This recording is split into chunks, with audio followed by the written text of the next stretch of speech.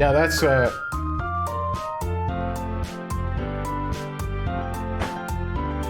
the thing. Yeah, for a newcomer of Doki Doki Literature Club, this would seem cheery.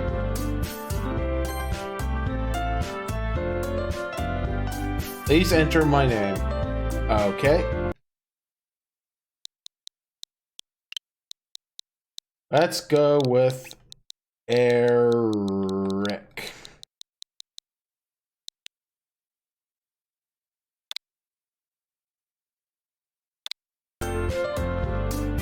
The name is Eric.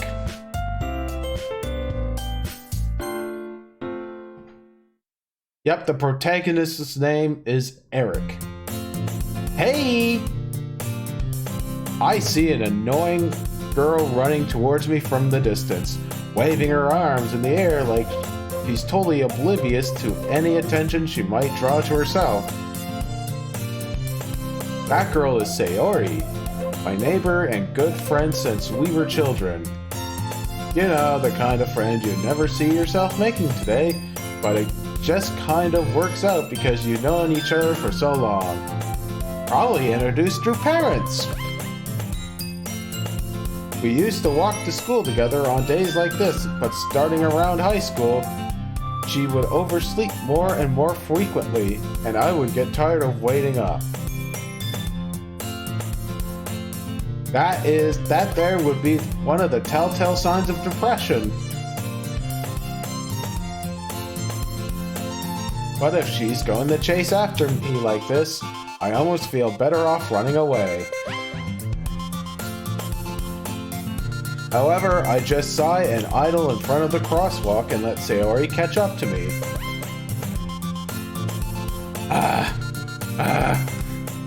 I overslept again. But I caught you this time.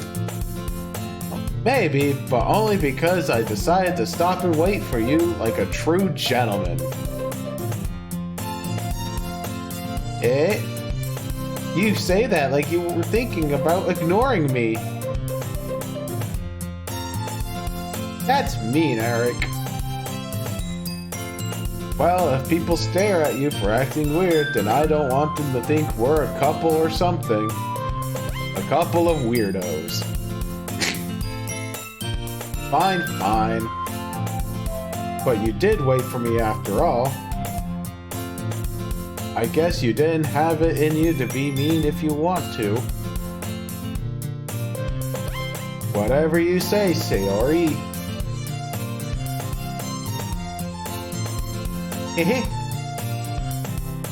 We cross the street together and make our way to school. As we draw near, the streets become increasingly speckled with other students making their daily commute. By the way, Eric, have you decided on a club to join yet? A club? I told you already, I'm not really interested in joining any clubs where all the cool people hang out. I haven't been looking either. Eh? That's not true. You told me you would join a club this year. Well, you see, I just said that just to get you off my back. That's how antisocials work. Did I? I'm sure it's possible that I did. In one of our many conversations where I dismissively go along with whatever she's going on about. Whoops! Sayori likes to worry a little too much about me when I'm perfectly content just getting by on the average while spending my free time on games and anime. I was talking about how I was worried that you won't learn how to socialize or have any skills before college. Your happiness is really important to me, you know? And I know you're happy now, but I die at the thought of you becoming a NEET in a few years because you're not used to the real world. Well, maybe I don't want to. Maybe I want to stay at home, play video games, watch anime, watch VTubers. You trust me, right? Don't make me keep worrying about you. Alright. I'll look at a few clubs if it makes you happy. I'll probably totally not pretend. I'll totally not pretend to look. No promises. Will you at least promise me you'll try a little? Wow, she really saw through me there. Yeah, I'll guess I'll promise you that. Yay! Why do I let myself get lectured by such a carefree girl?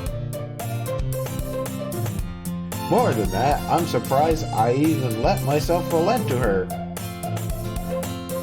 I guess seeing her worry so much about me makes me want to ease her mind at least a little bit, even if she does exaggerate everything inside of her head.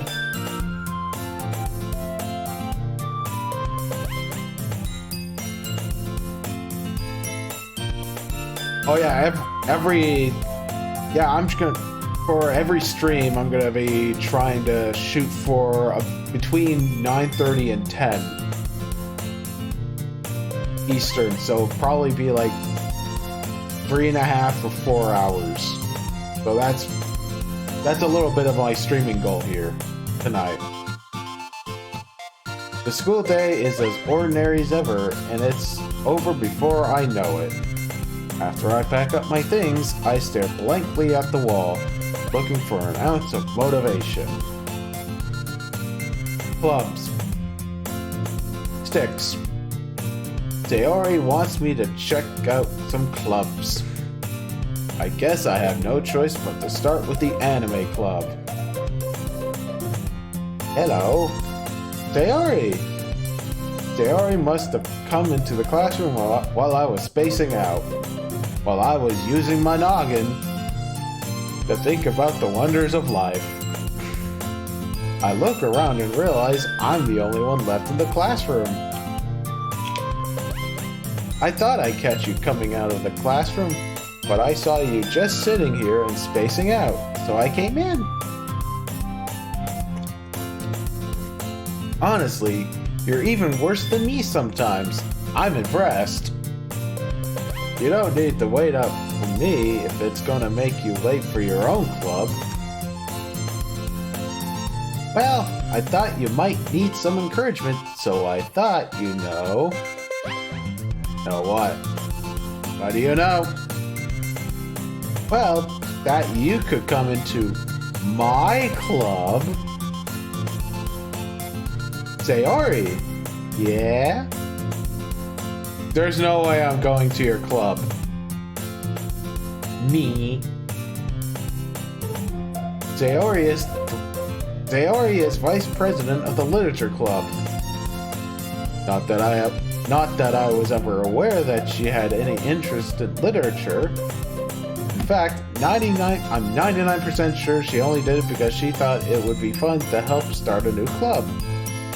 Since she was the first one to show interest, after the one who proposed the club, she inherited the title Vice President. That said, my interest in literature is guaranteed to be even less. Yeah, to the anime club I go. Where the booba shine. Come on, please. Why do you care so much anyway?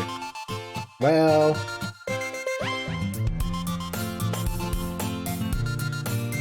she doesn't. Oh, I kind of told the club yesterday that I would bring in a new member. And Natsuki made cupcakes and everything. Oh well, now you're in trouble now. Don't make promises you can't keep. I can't tell if Sayori is really that much of an airhead or if she's so cunning as to have planned all of this out. I let out the longest sigh, the likes of which we've never heard. Alright, I'll stop by for a cupcake, okay? Yes! Let's go! And thus, today marks the day I sold my soul for a cupcake. What are the chances of the cupcake being crappy? I dejectedly follow Sayori across the school and upstairs, a section of the school I rarely visit. Sayori, full of energy, swings open the classroom door. Everyone, the new member is here! I told you, don't call me a new member. I glance around the room. It's as empty as any other room. Oh, here you are. Welcome to the Literature Club. It's a pleasure meeting you. Sayori always says nice things about you. Seriously, you brought a boy? Yes. Way to kill the atmosphere. Ah, Eric. What a nice surprise. Welcome to the club. ...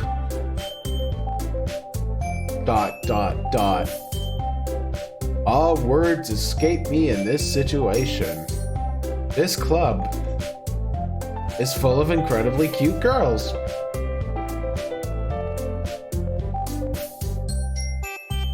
Am I a cute girl?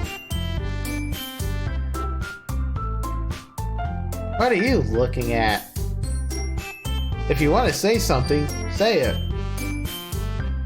Sorry, I thought the club would be a wee bit dull. Natsuki. Stinky.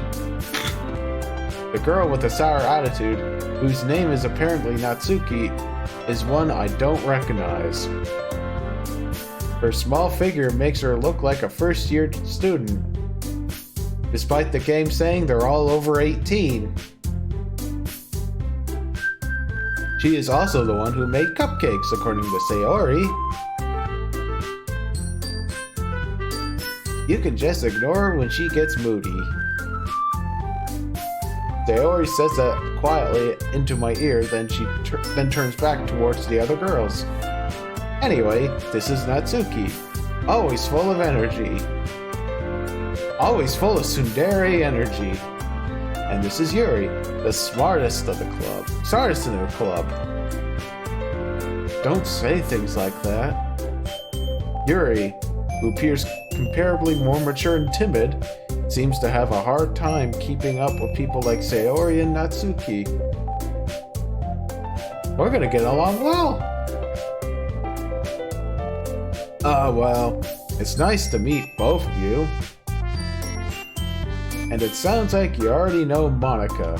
Is that right? That's right. It's great to see you again, Eric. Monica smiles sweetly. I think I missed something.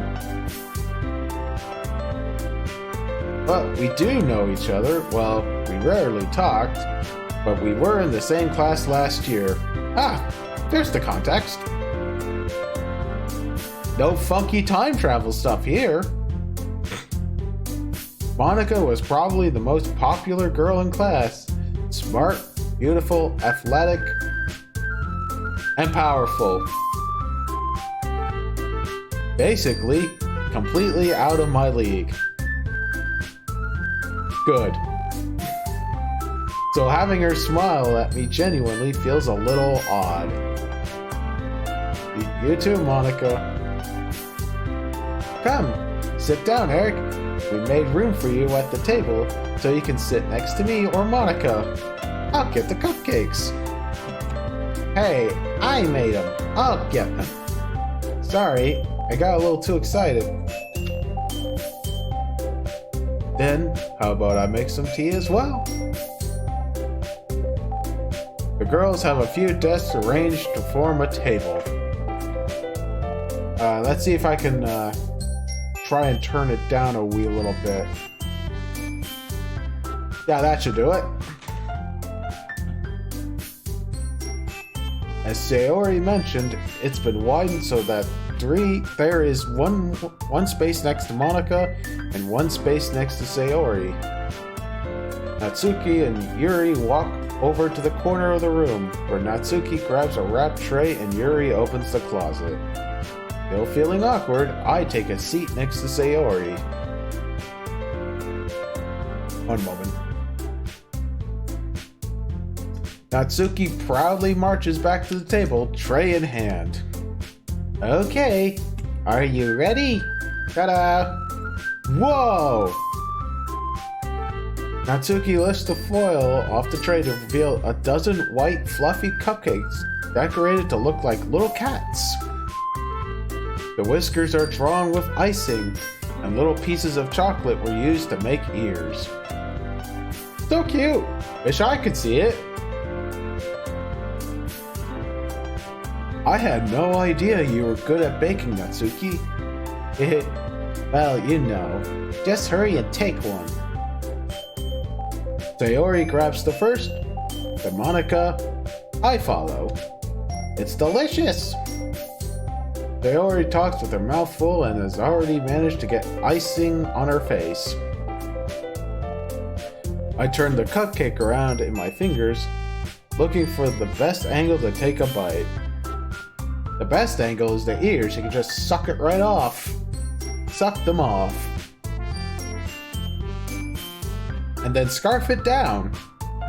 That's the best approach to a cupcake. Natsuki is quiet. I can't help but notice her sneaking glances in my direction. Big tsundere energy. I know it. Is she waiting for me to take a bite?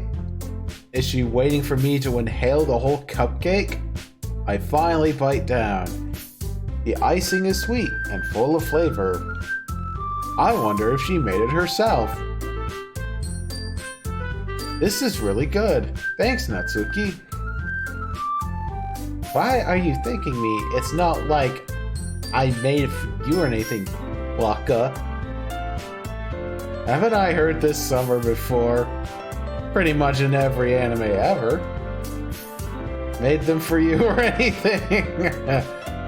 I thought you technically did. Sayori said, maybe. But not for you, no. You dummy. Stinky baka. Alright. I give up on Natsuki's weird logic and dismiss the conversation. Yuri returns to the table, carrying a tea set. She carefully places a teacup in front of each of us before setting down the teapot next to the cupcake tray. You keep a whole tea set in this classroom? Don't worry, the teachers gave us permission. After all, doesn't a hot cup of tea help you enjoy a good book? I guess. Don't let yourself get intimidated. Yuri's just trying to impress you. Wow.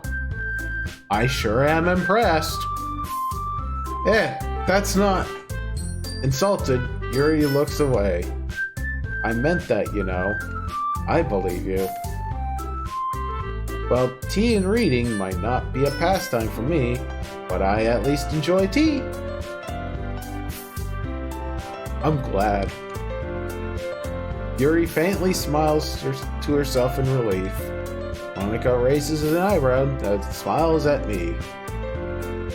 So, what made you consider the Literature Club? Well, I was kind of dragged here against my own will. I was afraid of this question. Something tells me I shouldn't tell Monica that I was practically dragged here by Sayori. Well, I haven't joined any clubs yet, and Sayori seems really happy here, so... Oh, that's okay. Don't be embarrassed. We know of Sayori's master plan. We'll make sure you feel right at home, okay? As president of the Literature Club, it's my duty to make the club fun and exciting for everyone. Monica, I'm surprised. How come you decided to start your own club? You could probably be a board member for any of the major clubs. Weren't you a leader of the debate club last year? Well, you know, to be honest, I can't stand the politics around the major clubs. I feel like nothing but arguing about the budget and publicity and how to prepare for events. Yeah, that could turn anyone off. I'd rather take something I personally enjoy and make something special out of it. And if it encourages others to get into literature, then I'm fulfilling that dream. Monika's a really great leader. Yuri also nods in agreement. Then I'm surprised there aren't more people in the club yet. It must be hard to start a new club. You could put it that way. Not many people are very interested in putting out all the effort to start something brand new. Especially when it comes to something that doesn't grab your attention. Like literature. You have to work hard to convince people that you're both fun and worthwhile. But it makes school events like the festival that much more important. I'm confident that we can all really grow this club before we graduate. Right, everyone? Yeah! We'll do our best. You know it. Everyone enthusiastically agrees. Such different girls, all interested in the same goal. Monica must have worked really hard just to find these three. Maybe that's why they're all so delighted by the idea of a new member joining. Though I still don't really know if I can keep up with their level of enthusiasm about literature. So Eric, what kind of things do you like to read?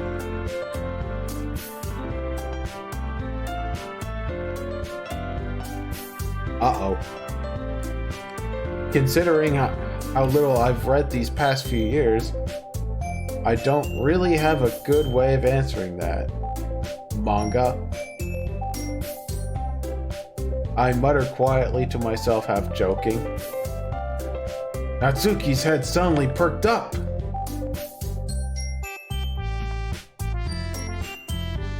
It looks like she wants to say something, but she keeps quiet. Not much of a reader, I guess. Well, that can change. What am I saying? I spoke without thinking after seeing Yuri's sad smile. Anyway, what about you, Yuri? Well, let's see. Yuri traces the rim of her teacup with her finger. My favorites are usually novels that build deep and complex fantasy worlds. Oh, the level of creativity and craftsmanship behind them is amazing to me. And telling a good story in such a foreign world is equally impressive. Fantasy novels! Yuri goes on, clearly passionate about her reading. She seemed so reserved and timid since the moment I walked in, but it's obvious by the way her eyes light up that she finds comfort in her world of books, not people. But you know, I like a lot of things. Stories with a deep psychological element. Oh, stories with deep psychological elements usually immerse me as well. Isn't it amazing how a writer can so deliberately take advantage of your own lack of imagination to completely throw you for a loop? Anyway, I've been reading a lot of horror lately. Uh-oh.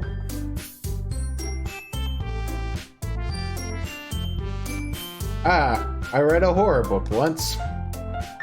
I desperately grasp something I can relate to at the minimum level. At this rate, Yuri might as well be having a conversation with a rock. The rock. Thank you.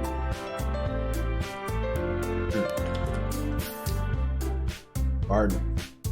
Really? I wouldn't have expected that, Yuri. For someone as gentle as you. I guess you could say that. But if a story makes me think, or takes me to another world, then I really can't put it down. Surreal horror is often very successful at changing the way you look at the world, if only for a brief moment. I hate horror. Oh? Why's that? Well, Natsuki's eyes dart over to me for a split second. Never mind. That's right, you usually like to write about cute things, don't you, Natsuki? What? What gave you that idea? You left a piece of scrap paper behind last club meeting. It looked like you were working on a poem called... Don't say it out loud! And give that back. Fine. Your cupcakes, your poems, everything you do is just as cute as you are. Sayori sidles up behind Natsuki and puts her hands on her shoulders. I'm not cute! Natsuki, you write your own poems? Well, I guess sometimes. Why do you care? I think that's impressive. Why don't you share them sometime? No! Natsuki averts her eyes. You wouldn't like them.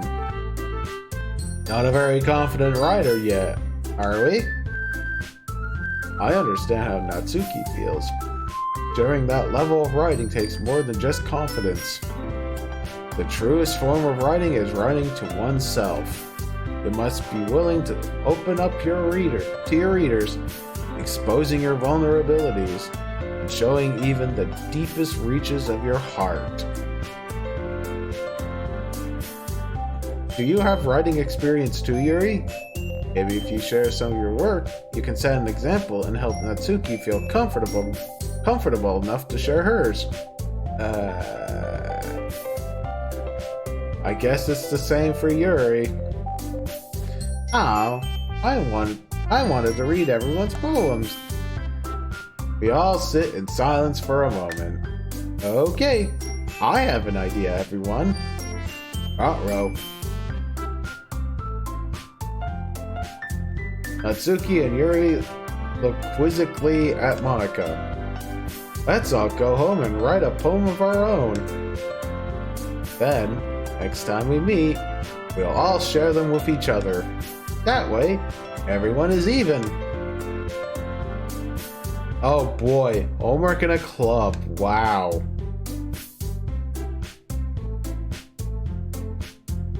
Howdy. Yeah, let's do it. Plus, now that we have a new member, I think it will help us get all a little more comfortable with each other and strengthen the bond of the club. Isn't that right, Eric? Monika smiles warmly at me once again. Hold on, there's still one problem. What's that? Now that we're back to the original topic of me joining the club, I bluntly come forth with what's been on my mind the entire time. I never said I would actually join the club. Sayori may have convinced me to stop by, but I've never made any decision. I still have other clubs to look at, and I just lost my train of thought.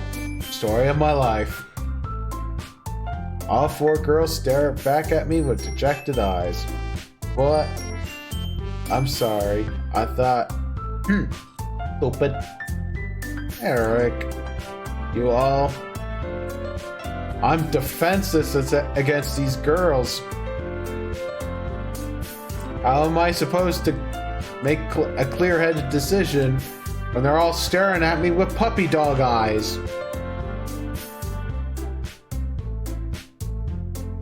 That is, if writing poems is the price I need to pay in order to spend every day with these girls. Beautiful, beautiful, beautiful girls. Right. Alright, I decided. I'm joining the literature club. One by one, the girls' eyes light up.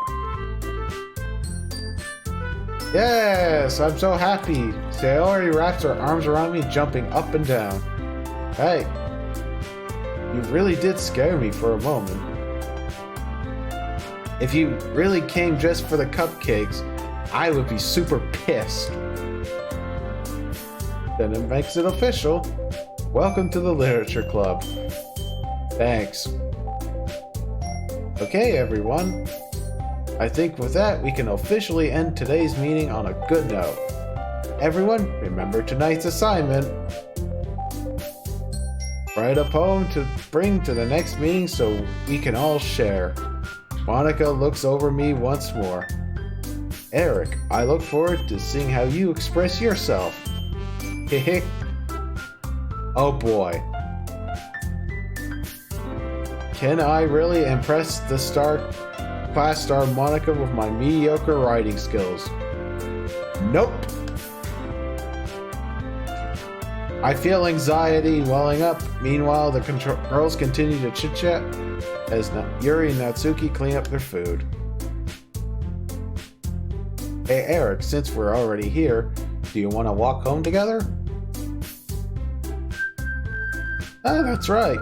Sayori and I never walk home together anymore because she's always stayed after school for the clubs. Sure thing! Yay! With that, the two of us depart for the club room and make our way home. The whole way, my mind wanders back and forth between the four girls.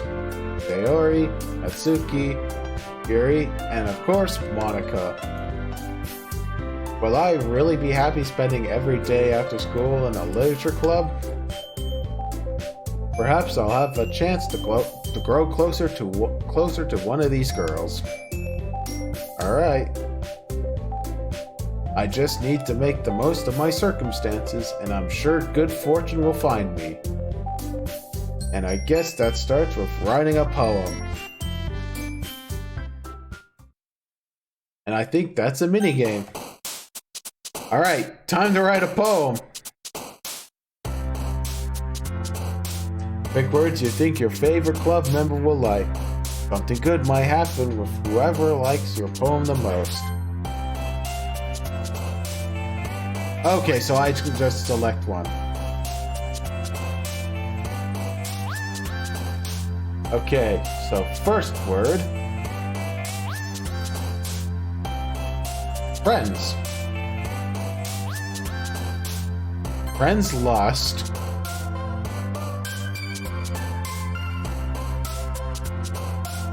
Swimsuit.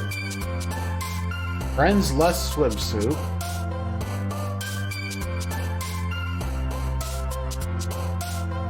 Games.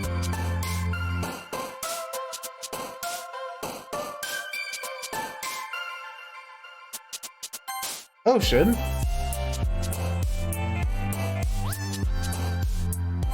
Family.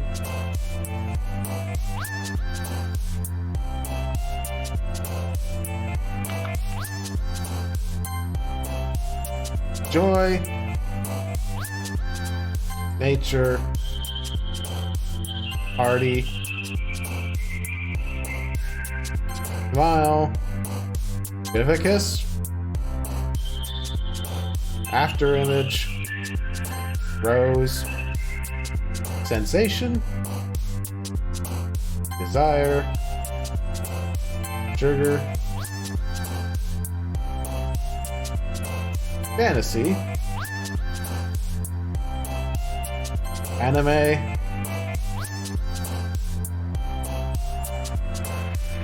Melancholy.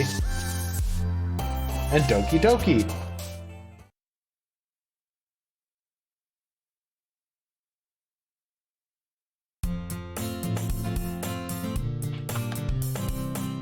Hi again, Eric. Glad to see you didn't run away on us. Okay, so I can press start and move across these items. Okay, good to know. Or rather, it's actually the plus.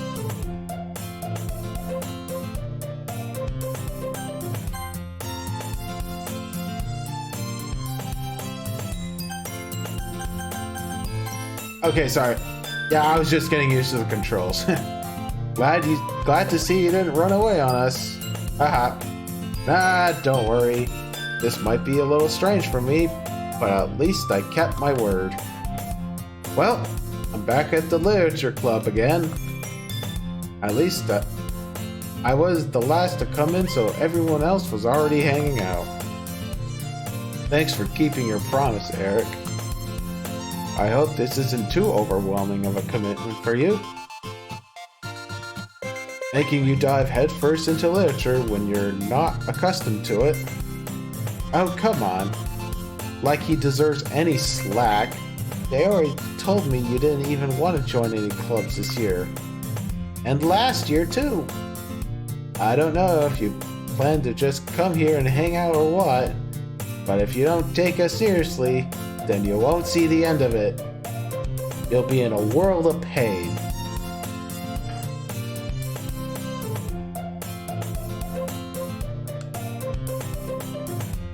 Natsuki, you certainly have a big mouth for someone who keeps her manga collection in the club room. Uh-oh.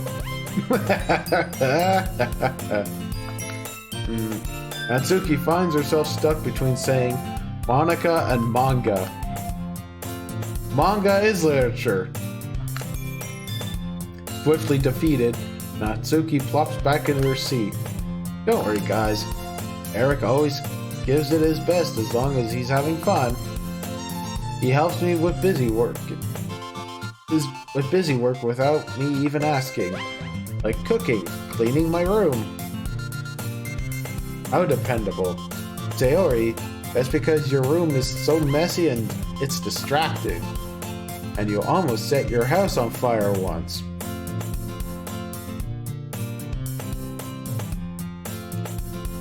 Is that so? You two are really good friends, aren't you? I might be a little jealous. How come? You and Eric can become good friends too. Sayori? As usual, Sayori seems oblivious to the weird situation she just put me into. Oh, Yuri even brought you something today, you know?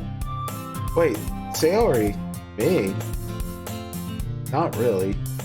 Don't be shy. It's really nothing. What is it? Never mind. Oh. Really blushing. Sayori made it sound like a big deal when it's really not. What do I do? I'm sorry, Sayori wasn't thinking. I guess it means it's up to me to rescue this situation. Hey, don't worry about it. First of all, I wasn't expecting anything in the first place, so any nice gesture from you is a pleasant surprise. It'll make me happy no matter what. Is that so? Yeah, I won't make it a big deal if you don't want it to be. Alright, well, here. Yuri reaches into her bag and pulls out a book. I didn't want you to feel left out, so I might pick out a book that I thought you might enjoy. It's a short read, so it should keep your attention even if you don't usually read. And we could, you know, discuss it.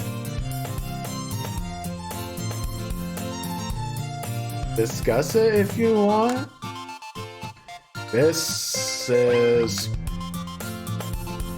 How is this girl accidentally being so cute? That's a good question. She even picked out a book she thinks I'll like, despite me not reading much. Thanks, Yuri. I'll definitely read this. I enthusiastically take the book. Phew! Well, you can read it at your own pace. I look forward to hearing what you think. Now that everyone's settled in, I expected Monica to kick off some scheduled activities for the club, but that doesn't seem to be the case. Sayori and Monica are having a cheery conversation in the corner. Yuri's face is already buried in a book. I can't help but notice her tense expression, like she was waiting for this chance. Meanwhile, Natsuki is rummaging around in the closet. She probably has a stash of manga. Man, it looks like no one wants to be bothered today. I slumped down into the nearest desk. How am I supposed to occupy myself with something literature related by myself like this? I guess I could always read some of the book Yuri gave me, but I'm feeling a little too tired to read. I could probably fall asleep right now with the book open and pretend to be reading. I close my eyes and end up listening in on Sayori's conversation with Monica. We're probably gonna seem really lame compared to all the other clubs, though. Well, we can't give up. The festival is our chance to show everyone what literature is all about. The problem is that the idea of a literature club sounds too dense and intellectual. But it's not like that at all, you know? We just need the way of showing that to everyone. Something that speaks to their creative minds. That doesn't solve the problem, though. What do you mean? Even if we come up with the most fun thing ever, nobody will come in the first place if it's a literature event. So it's more important to figure out how to get people to show up in the first place, you know? And after they come, we can do the thing to speak to their creative minds. Usually plays will do the trick. What's this? Sayori is taking this rather seriously. It's rare of her deliberating like this. That's a good point. In that case, do you think the food will do the trick? What kind? Well, I guess we could... Cupcakes! Good thinking. Natsuki would love to do that. You're right. Natsuki makes the best cupcakes. That works out perfectly. That wasn't why you suggested it. Cupcakes speak to my creative tummy. Cupcakes it is. I'm hungry. Anyway, we still need to work out the details of the event itself. I find myself smiling. In the end, Sayori is still her usual self. But therein lies the unexpected reason I admire her. Unlike me, who has trouble finding any motivation at all, Sayori can put her mind to the things and make them come to life. I suppose that's why I ended up letting her get on my case about things. I can't help but wonder what it would be like to see the world through her eyes.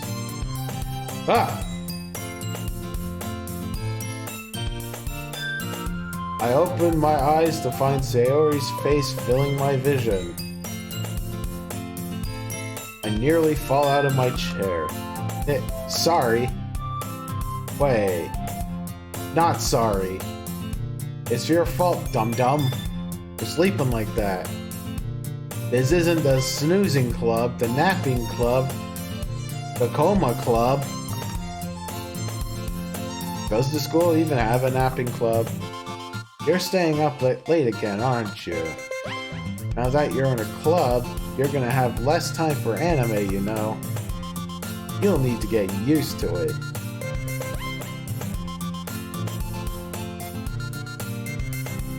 No.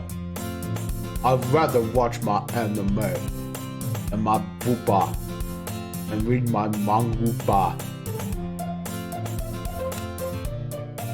Don't say that out loud. I glance over my shoulder to see if Monica overheard. It's true though. Yeah, I know. They're always looking out for me, Sayori. It's what I do best.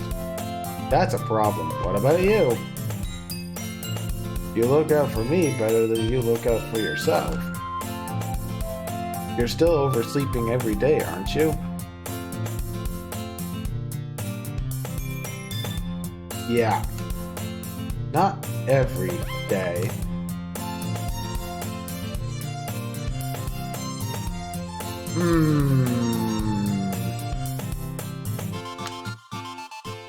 How many days this past week have you gotten up on time? That's a secret. Uh-huh. I knew it. Come on. At least give me the benefit of the doubt. I can't even do that. Look. It's written all over you. Eh? Sayori glances around herself. How is it written all over me? You were clearly in a rush this morning. Your hair's still sticking all out around here. I run my fingertips down the side of Sayori's hair, trying to straighten it out.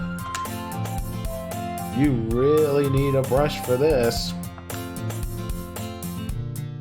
My hair is just really hard to get right. Yeah. That's another telltale sign of depression. There's more than just your hair. Your bow isn't straight either. And there's a toothpaste stain on your collar. I tried to wipe the stain with my finger. But nobody would ever notice that. Yeah, they would. They just wouldn't say anything. They don't want to embarrass you. That's why they don't say anything. Luckily for you, I don't care. Maybe I do. Meanie. And you don't even keep your blazer buttoned up. Seriously. Why do you think you don't have a boyfriend yet? I was saving myself for you. That's super mean. You'll thank me. You start to button her blazer from the bottom. Once you see how much better it looks, you'll change your mind.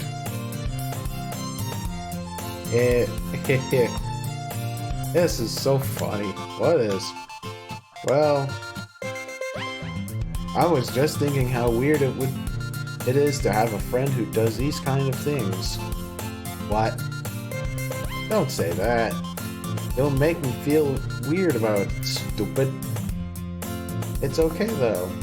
I'm happy we're like this. Aren't you? Yeah, I bet. Yeah, I guess. Be careful. The button might come off. So is that why you don't button up your blazer? Why is this one so hard to close? I struggle to fully close the button near her chest. Booba. Does this even fit you properly?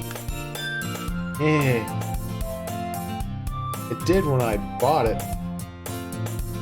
You're putting on some pounds. Girl? If you ever buttoned it, you would have noticed sooner that it doesn't fit you anymore. What are you smiling about? It means my boobs got bigger again. my booba got bigger again. Can you not say that out? Fine. Don't say that out loud. People might hear you. There are people in the club. Anyway, you look much better now, so, Why does it feel strange to see Sayori's blazer buttoned up like that? But it's so stuffy, It's not worth it at all. Sayori hastily unbuttons her blazer once more. Phew! That's so much better. Sayori puts her arms out and twirls about. So if I keep unbuttoned, then I won't get a boyfriend, right?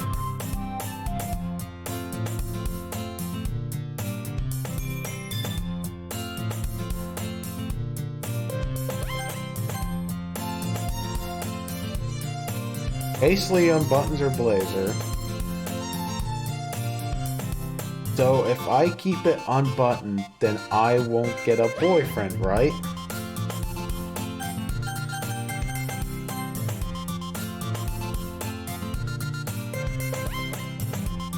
Yeah, that's a good question. What kind of logic is that?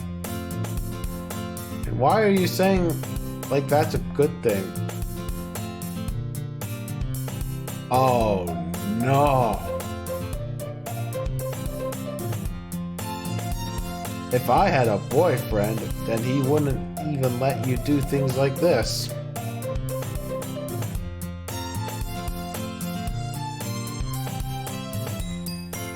And you take care of me better than anyone else would anyway. So that's why I'm keeping it unbuttoned. Yeah. Ah. Stop saying all these embarrassing things. Hey, I didn't say anything embarrassing. Jeez. Well, anyway, just focus on trying to wake up a little earlier. One problem at a time. Only if you focus on going to bed earlier. Alright, deal. Hey, I guess we're really better at taking care of each other than we are at taking care of ourselves. I guess. So maybe you should come wake me up in the morning. You're doing it again, Sayori. But I was joking that time. It's impossible to tell with you sometimes. Okay, everyone. Oh, thanks, Monica. Why don't we share the poems we wrote now? Yeah. Eric, I can't wait to read yours. Same. I fail to sound enthusiastic, but Sayori still trots away to retrieve her poem. By the way, did you remember to write a poem last night? You know it. I don't even think I could call it a poem. It's just throw words in there. My relaxation ends. I can't believe I agreed to do something so embarrassing. I couldn't really find much inspiration since I never really done this before. Well, now that everyone's ready, why don't you find someone to share it with? Can't wait. Sayori and Monica enthusiastically pull out their poems. Sayori's poem is on a wrinkled sheet of loose leaf torn from a spiral notebook. On the other hand, Monica wrote hers in a composition notebook. I can already see Monica's pristine handwriting from where I sit. Natsuki and Yuri reluctantly comply as well, reaching into their bags. I do the same myself. Who should I show my poem to first?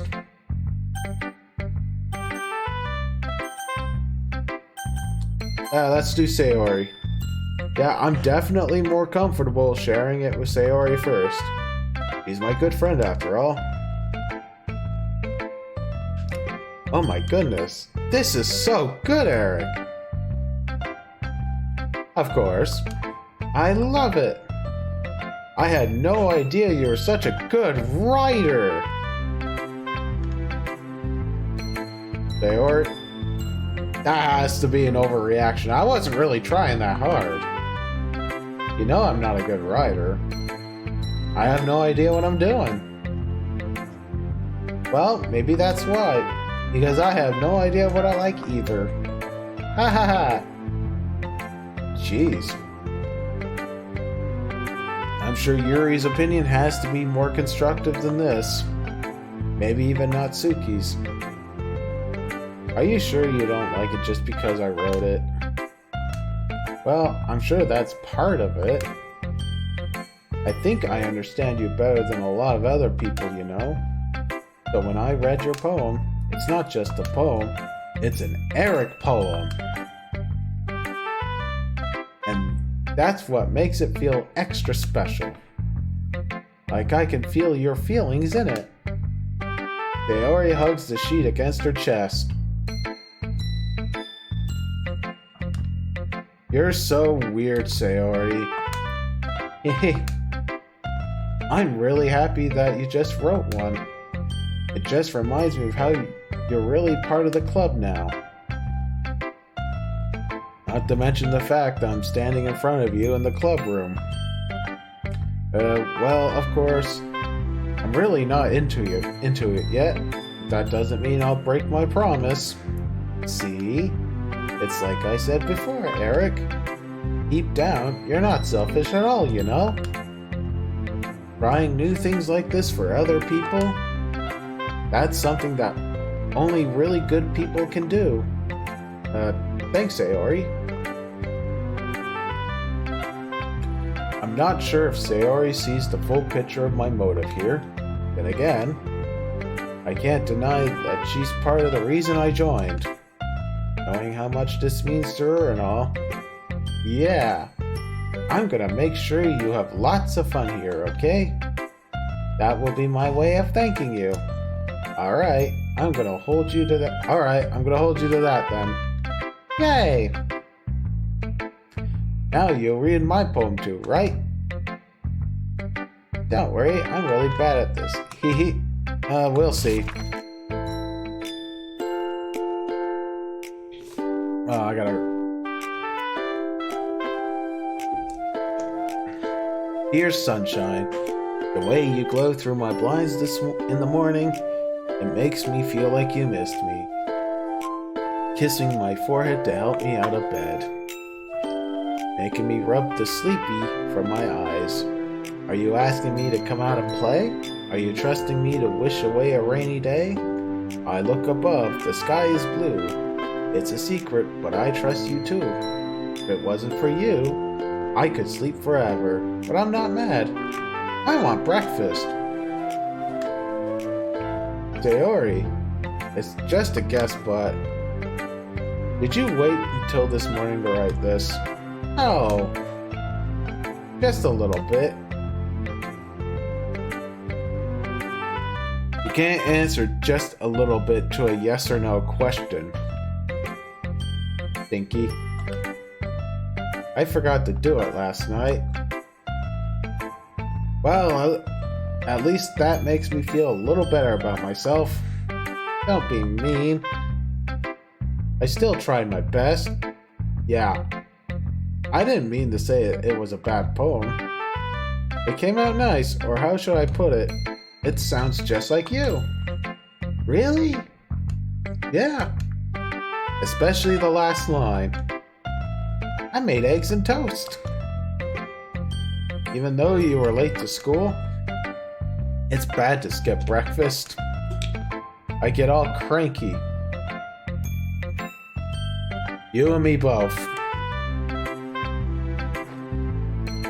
I guess there's no point in arguing. Anyway, thanks for showing me. Hey, this was so much fun. Monica's the best. Yeah. But next time, I won't forget. And I'm gonna write the best poem ever. Well, I guess I look forward to it. Who should I show my poem to next? Let's show it to Yuri. Oh. Yuri stares at the poem. A minute passes, more than enough time for her to finish reading. Oh, sorry. I forgot to start speaking. Yeah, that happens to me sometimes. More than sometimes. It's fine. Don't force yourself. I'm not. I just need to put my thoughts into words. Hold on. Okay. This is your first time writing a poem, right? Yeah. Why do you ask? I'm just making sure. I guess that it might be after reading through it. So it's that bad. No! Did I just raise my voice? I'm so sorry. Yuri buries her face in her hands. I couldn't help but notice it's been several minutes and we really haven't gotten anywhere. It might take Yuri a while to get used to new people. It's fine. I really didn't notice. What were you saying? Right, It's that there are specific writing habits that are usually typical of new writers. And having been through that myself, I've kind of learned to pick up on them. I think the most notable thing I recognize in new writers is the way they try to make their style very deliberate. In other words, they tend to pick a writing style separate from the topic matters, and they fit the two together. In the end result is that both the style and the expressiveness are weakened. Once Yuri finds her train of thought, it's as if her demeanor totally changes. Her stammering is completely gone and she sounds like an expert. Of course, that's not something you can be blamed for. There are so many different skills and techniques that go into writing, even a simple poem. Not just finding them and building them, but getting them to work together is probably the most challenging part. It might take you some time, but it all comes with practice, and learning by example, and trying new things. I also hope that everyone else in the club gives you valuable feedback. Natsuki can be a little biased though. Biased how? Well, never mind. I shouldn't be talking about people like that. Sorry. It's fine. It's all good. Not sure if Yuri is apologizing to herself, to me, or Natsuki. You mind if I read your poem now? Please do. I'd love to share my thought process behind it. Yuri smiles dreamingly, as if that's a rare opportunity for her. Which itself is kind of funny. After all, isn't this supposed to be a literature club? Oh god, cursive writing. Ghost under the light. The tendrils of my hair illuminate between the amber glow. Bathing, it must be this one. The last remaining streetlight to have withstood the test of time. The last yet to be replaced by the sickening blue-green hue of the future. I bathe calm, breathing air of the present, but living in the past. The light flickers, I flicker back.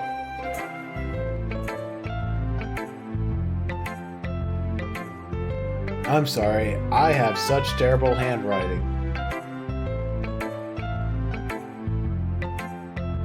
A little too fancy for my like. What? Wasn't thinking that at all. But it took you a long time to read.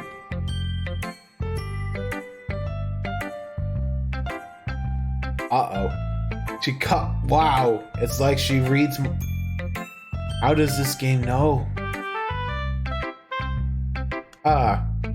I just don't read script very often. I actually think your handwriting is pretty. Eh? That's a relief. I also like the poem. Even though it's short, it was really descriptive. It wasn't too short. I usually write longer poems. Oh, not at all. I'm really glad you like it. I'll be honest. Since it's our first time sharing, I wanted to write something a little more mild. Something easy to digest, I suppose. Are you into ghosts, Yuri? Actually, the story isn't about a ghost at all, Eric. Really? I must have missed something. Well, I suppose you did only glance it over after all. But remember that poets often express their own thoughts, feelings, and experiences in their work. They usually do more than tell a simple story or paint a picture. In this case, perhaps the subject of the poem is only being symbiologically compared to a ghost.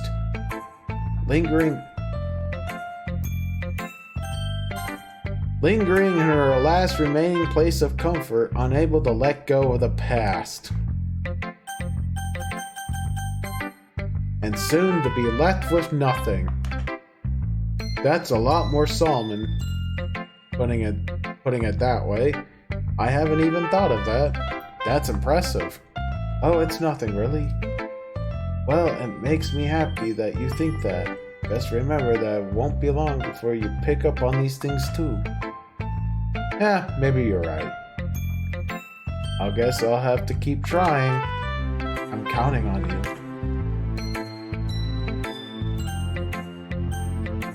Well, before I go read the next poem, I really need to use the bathroom.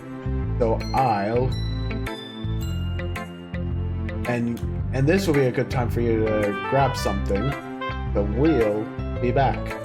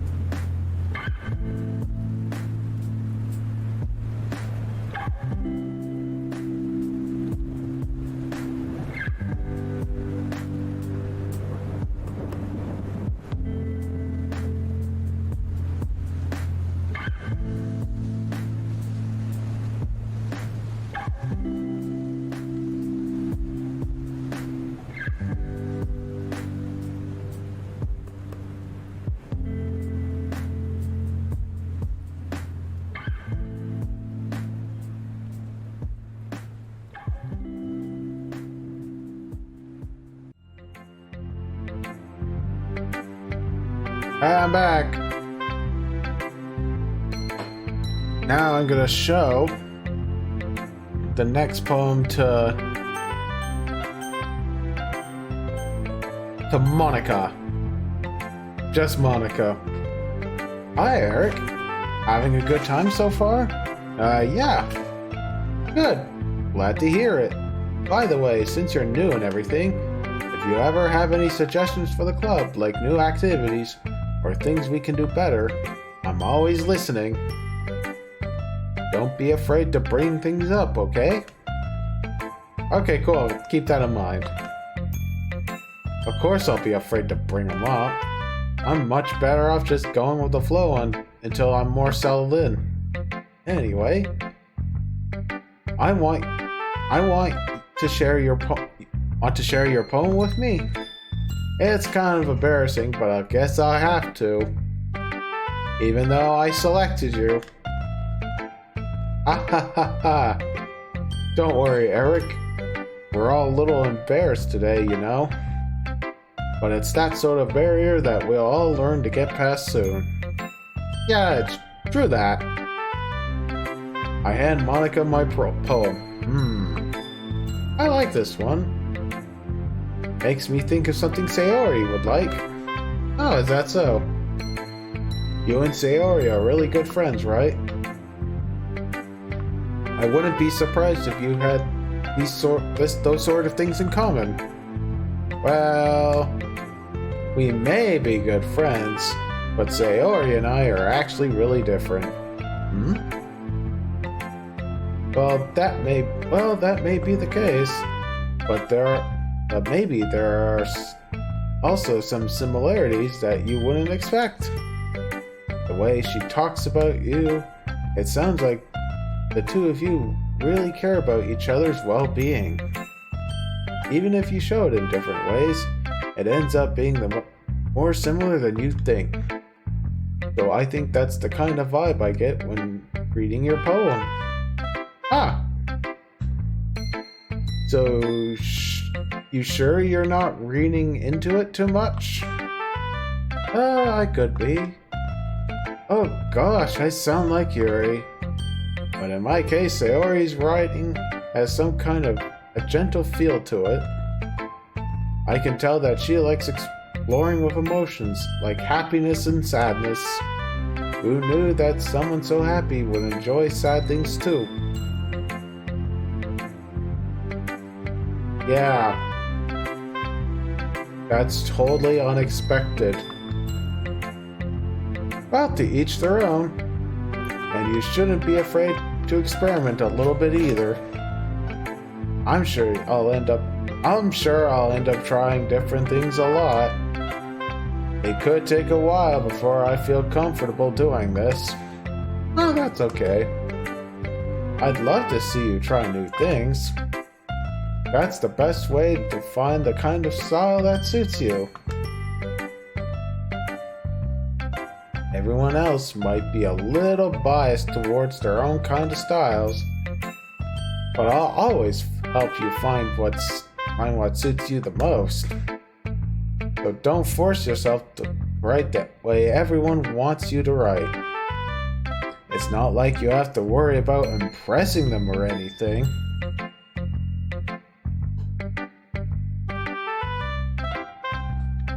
Ha ha ha.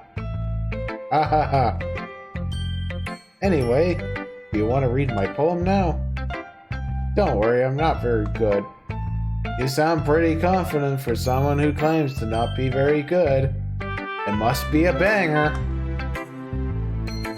Well, that's 'cause I have to sound confident. That doesn't mean I always feel that way, you know. Right. Well, let's read it then. Hole in wall. It couldn't have been me. See, the direction the spackle protrudes. A noisy neighbor, an angry boyfriend, I'll never know. I wasn't home. I peer inside for a clue. No, I can't see. I reel, blind like a film left out in the sun. But it's too late.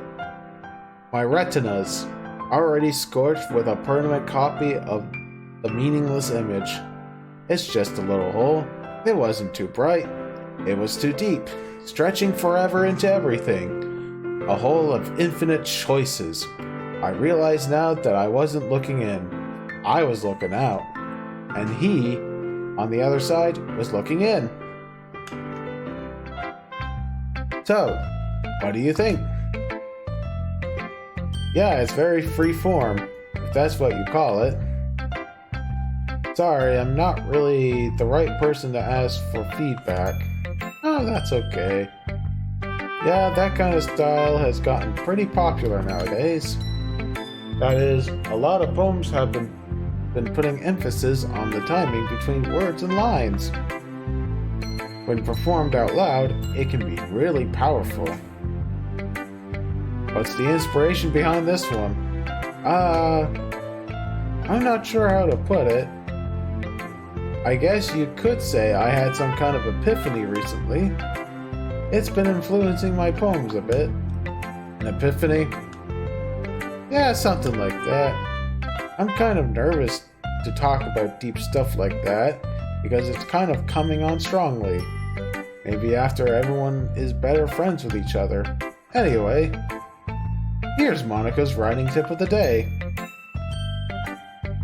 Sometimes when you're writing a poem or a story, your brain gets too fixated on a specific point. If you try so hard to make it perfect, then you'll never make any progress. Just force yourself to get something down on paper and tidy it up later. Another way to think about this, if you keep your pen in the same spot for too long, you'll just get a big dark bottle of ink. So just move your hand and go with the flow.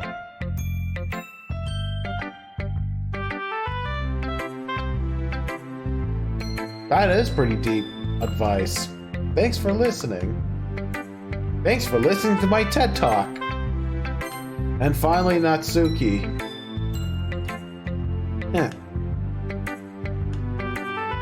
Well, it's about what I expected for someone like you. Oh gee, fun and stinky. Well, excuse me. Not like I said it was bad. It just didn't evoke any emotions. So basically it's not cute to your taste. Do you want to get smacked?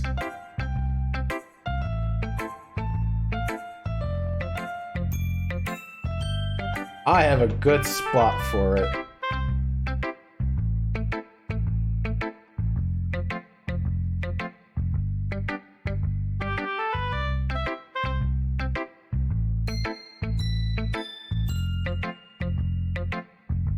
Right here.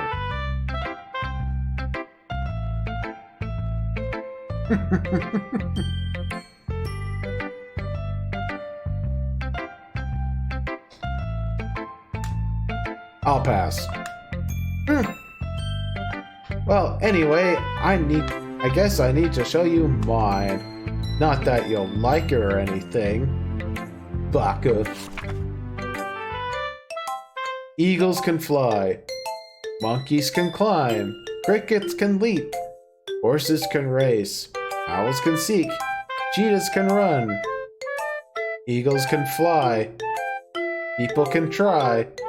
But that's about it.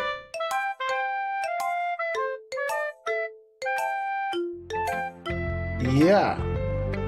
I told you that you weren't gonna like it. I like it. What? What? Indeed. Let's be honest. Yeah, I am. Why are you so convinced I wouldn't like it? Well, because everyone in high school thinks that writing has to be all sophisticated and stuff. So people don't even take my writing seriously.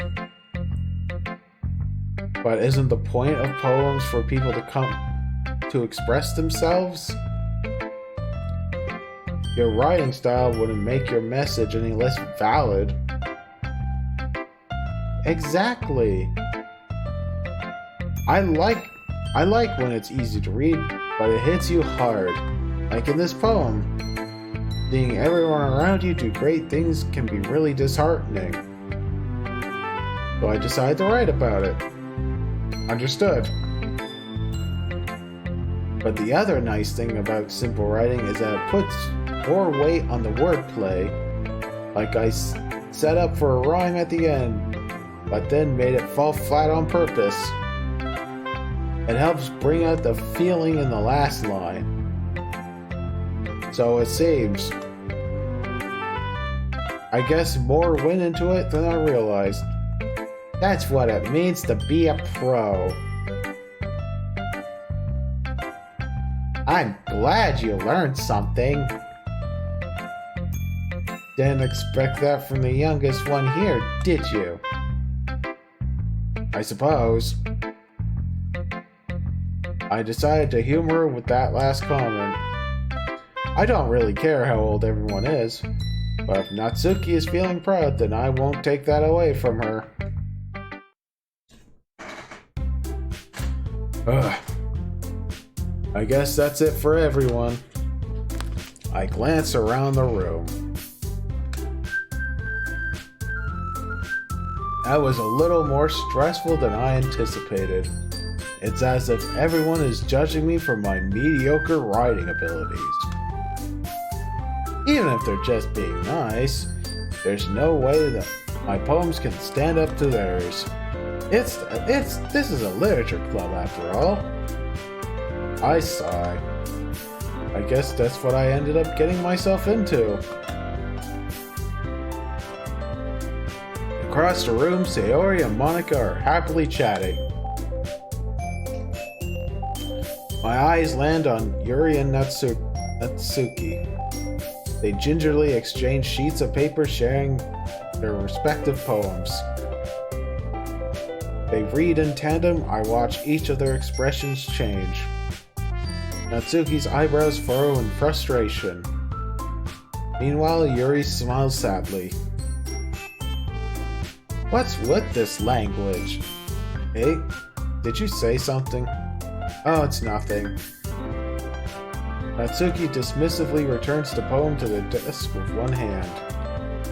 I guess you could say it's fancy. Thanks. Yours is cute. Cute? Did you completely miss the symbolism or something? It's clearly about the feeling of giving up. How can that be cute?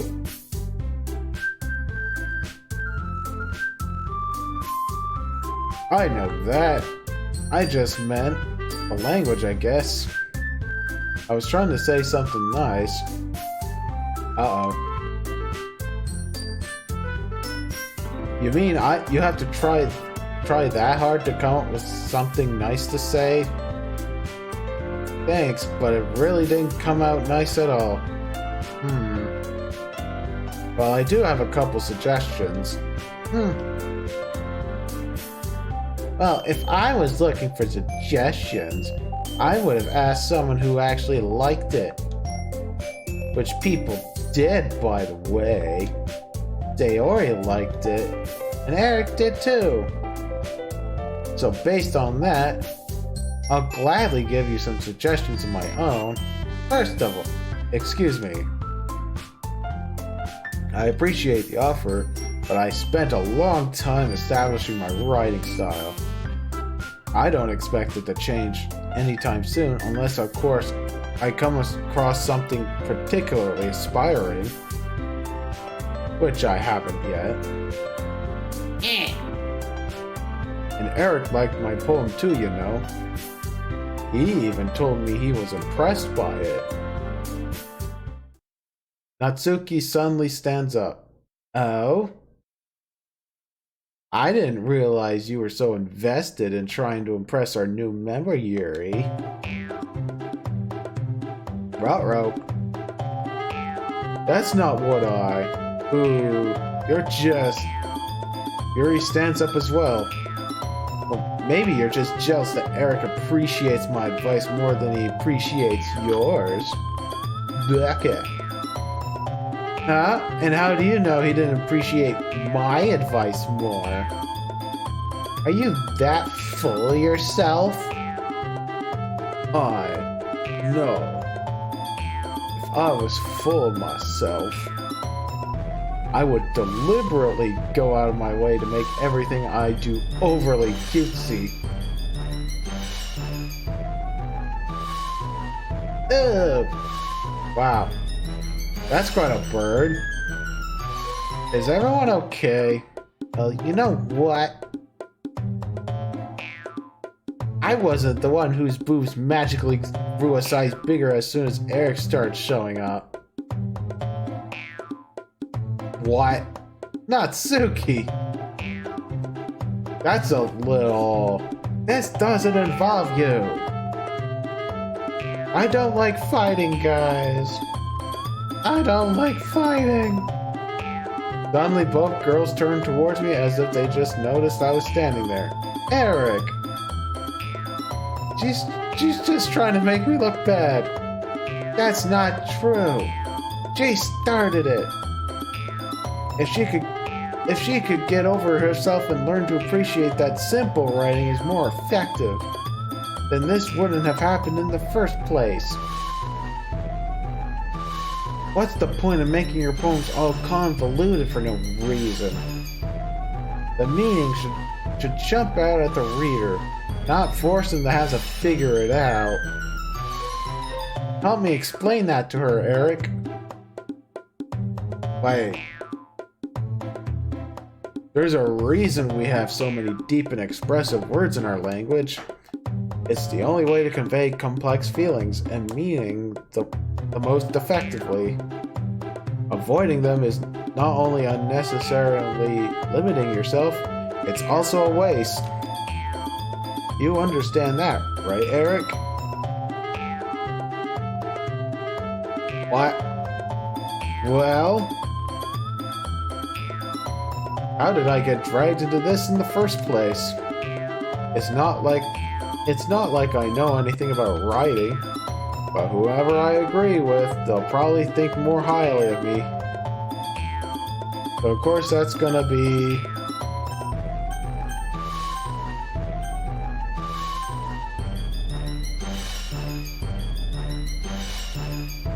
Yuri.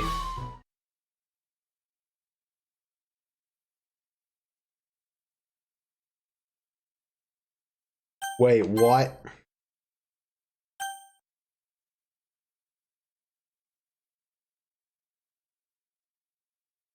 You're right, I liked your poem. See?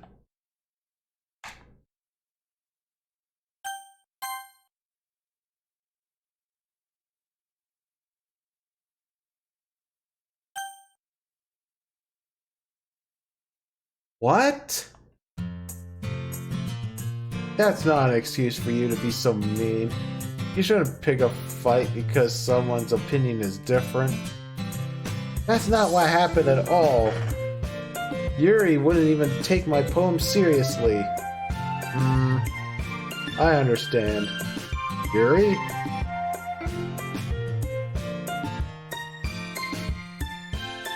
Eh? You're a seriously talented writer. It's no secret that I was impressed. But here's the thing. No matter how simple or refined someone's writing style is, they're just putting feelings into it, and it becomes something really personal. That's why Natsuki felt threatened when you said her poem was cute. I see. I didn't notice that, I'm sorry. But Natsuki, you took it way too far. Yuri means well, and if you just told her how you felt, then this wouldn't have happened in the first place. Are you kidding me? That's exactly what I did. Sorry that my personality is a sassy tsundere. It was her that... Natsuki, that's enough. You both said some things that you didn't mean. Yuri apologized. Don't you think you should too?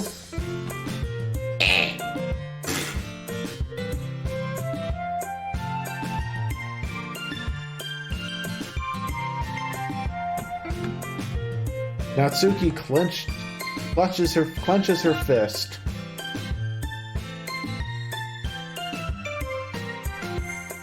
Hang on. Natsuki clenches her fist. In the end, nobody has taken her side. She's trapped at this point, being defiant only because she can't handle the pressure. I end up feeling bad for her. Sometimes when I'm hurt, it helps to take a walk and clear my head. Sayori, she doesn't need to. You know what? I'm gonna do just that. It'll spare me from having to look at all your faces right now. Bucka.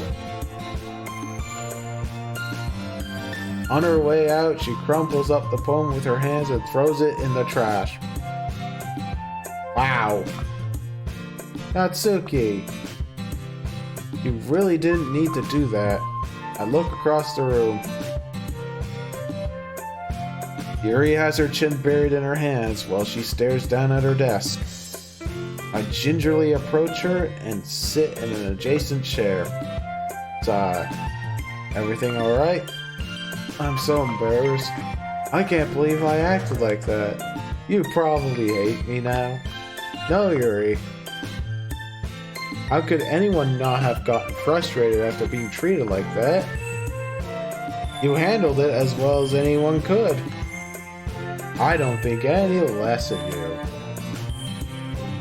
Well, alright, I believe you. Thanks, Eric. You're too kind. I'm thankful to have you a part in this club now. That's nothing. One more thing. That one thing that Natsuki said about, you know, I would never do anything so shameful. So, eh? What thing did Natsuki say? Never mind that. I'm going to make some tea. Good idea. Make enough for more than one person, okay? Yeah. Okay, everyone. It's just about time for us to leave. How did you all feel about sharing poems? It was a lot of fun. Well, I'd say it was worth it. It was alright. Well, mostly. Eric, how about you? Yeah, I would say the same. It was a neat thing to talk about with everyone. Awesome! In that case, we'll do the same thing tomorrow. And maybe you learned something from your friends too. So your poems will turn out even better. I think to myself, I did learn a little more about the kinds of poems everyone likes. With any luck, that means I can at least do a better job impressing those I want to impress. I nod to myself with newfound determination. Eric, ready to walk home? Sure thing, let's go. Hehe. Sayori beams at me. It truly has been a while since Sayori and I have spent this much time together. I can't really say I'm not enjoying it either. Wata. Sayori, about what happened earlier, what do you mean? You know, between Yuri and Natsuki, does that kind of thing happen often? No. That's really the first time I've seen them fight like that. I promise they're both wonderful people. You don't hate them, do you? Nah, I don't hate them. I just wanted your opinion, that's all. I can see why they make good friends with you. You know, Eric, it's nice that I get to spend time with you in the club. But I think seeing you get along with everyone is what makes me the happiest. And I think everyone really likes you too. That's... hehe. Every day is gonna be so much fun. Yeah. It looks like Sayori still hasn't caught onto the situation I'm in. Sure, being friends with everyone is nice, but does it really need to stop there? We'll just have to wait and see what the future holds, Sayori. I pat Sayori on the shoulder. I said that more to myself than to her, but it's easy to use Sayori as an internal monologue sometimes. Okay. Yeah, let's do this. We're doing it.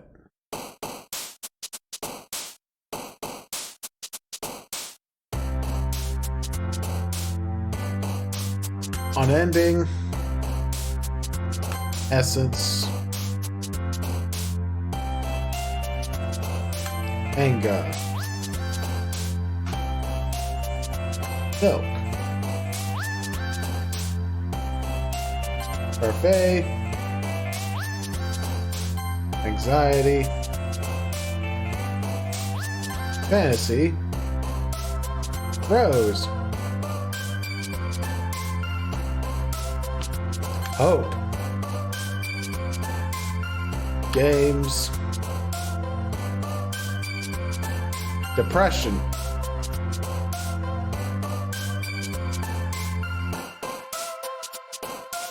fester agonizing charm existence cage dark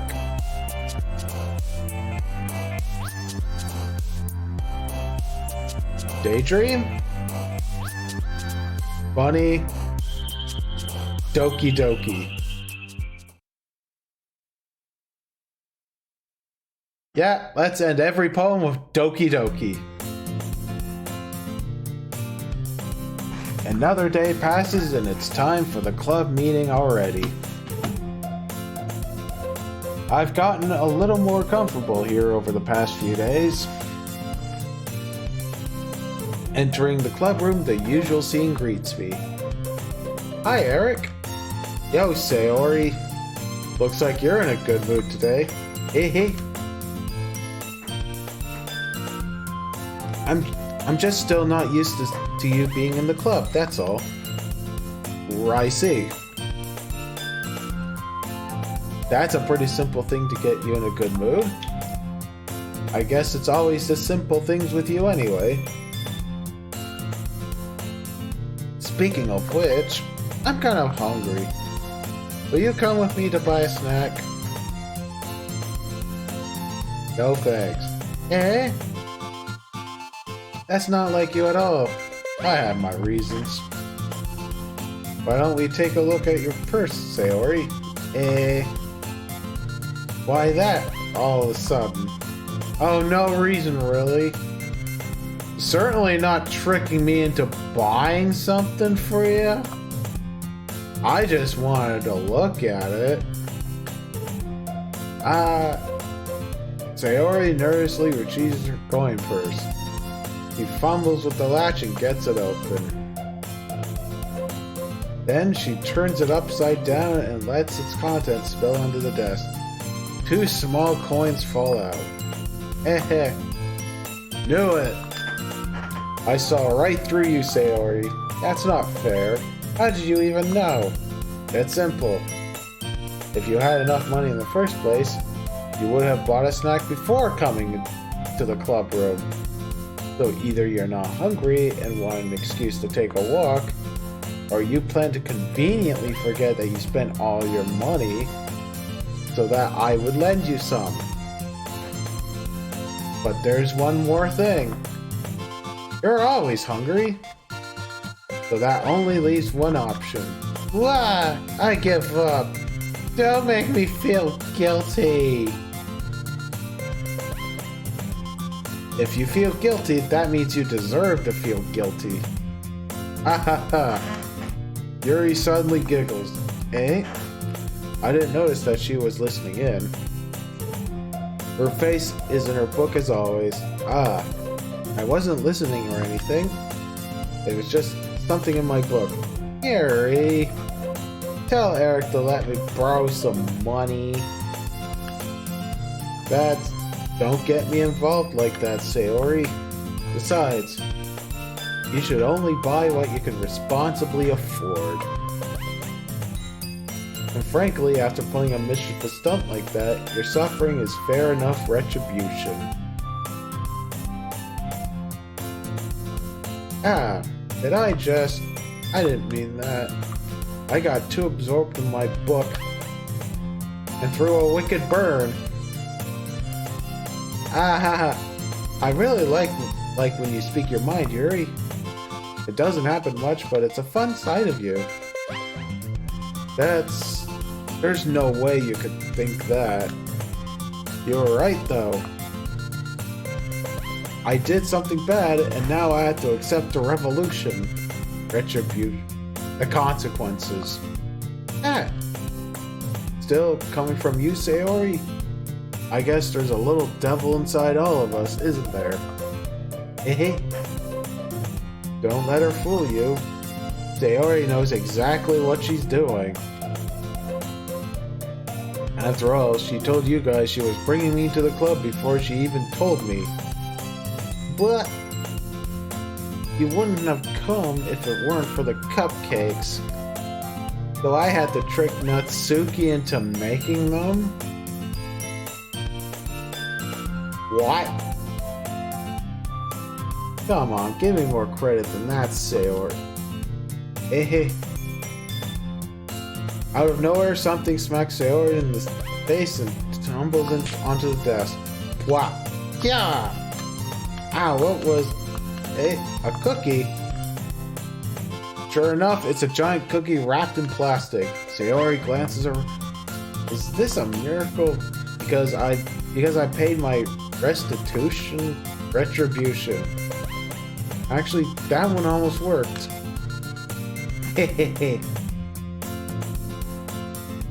I was just gonna give it to you. But then I heard you blab about cupcakes. I was totally worth seeing your reaction, though.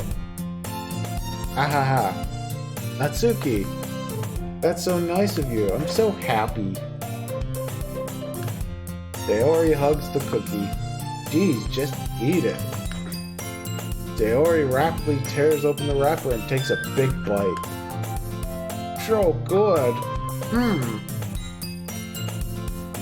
Sayori suddenly claps her hands over her mouth. I bit my tongue. I bit the side of my cheek. They're going through a lot over just one cookie. Natsuki takes a bite of her own cookie. Yours looks really good too, Natsuki. Can I try it? Jeez. Beggars can't be choosers. But yours is chocolate. Yeah, why do you think I gave you that? Fine. I'm still really happy you shared this one with me. Sayori gets out of her seat and goes behind Natsuki, then wraps her arms around her. Ah, jeez.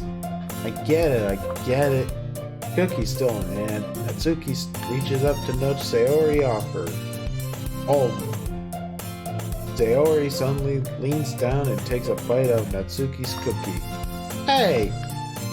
Did you seriously just do that? You know it. Yeah, mouthful, Sayori trots away to safety. Yuri and I laugh as well. Jeez, you're such a kid sometimes. Monica, can you tell Sayori? Hey, Natsuki glances around. Monica isn't in the club room. Huh. Where's Monica anyway? That's a good question. Have any of you heard anything about her being late today? Not me. Yeah, I haven't either. That's a bit unusual. I hope she's okay. Of course she's okay. She's probably just had something to do today. She's pretty popular after all. Eh? You don't think she has a... I wouldn't be surprised. She's probably more desirable than any of us combined. That's true. Excuse me. Suddenly the door swings up. Sorry, super sorry. Ah, there you are. I didn't mean to be late. I hope you guys weren't worried or anything. Eh? Monica chose the club over her boyfriend after all. You're so strong-willed. Boyfriend? What on earth are you talking about? Monica quizzically glances at me. Never mind that. What held you up anyway? My last period today was study hall. To be honest, I kind of just lost track of time. Aha! That makes no sense though. You would have heard the bell ring at least. I must have not heard it since I was practicing piano. There's piano in study hall? I wasn't aware you played music as well, Monica. I don't really. I kind of just started recently. I always wanted to learn piano. That's so cool. You should play something for us, Monica.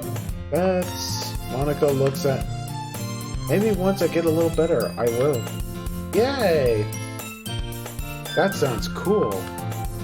I also look forward to it. Is that so? In that case, I won't let you down, Eric. Monica smiles sweetly. I didn't mean any pressure or anything like that. Don't worry. I've been practicing a whole lot recently. And I'd really love the chance to share once I'm ready. I see. In that case, best of luck. Thanks. So I didn't miss anything, did I? Not really. I chose to leave out of Sayori's mischievous escapade. I'm sure Natsuki will end up complaining to her anyway. It looks like everyone has already settled down. Sayori somehow already inhaled her entire cookie. Yuri's back to her book and Natsuki disappeared into the closet.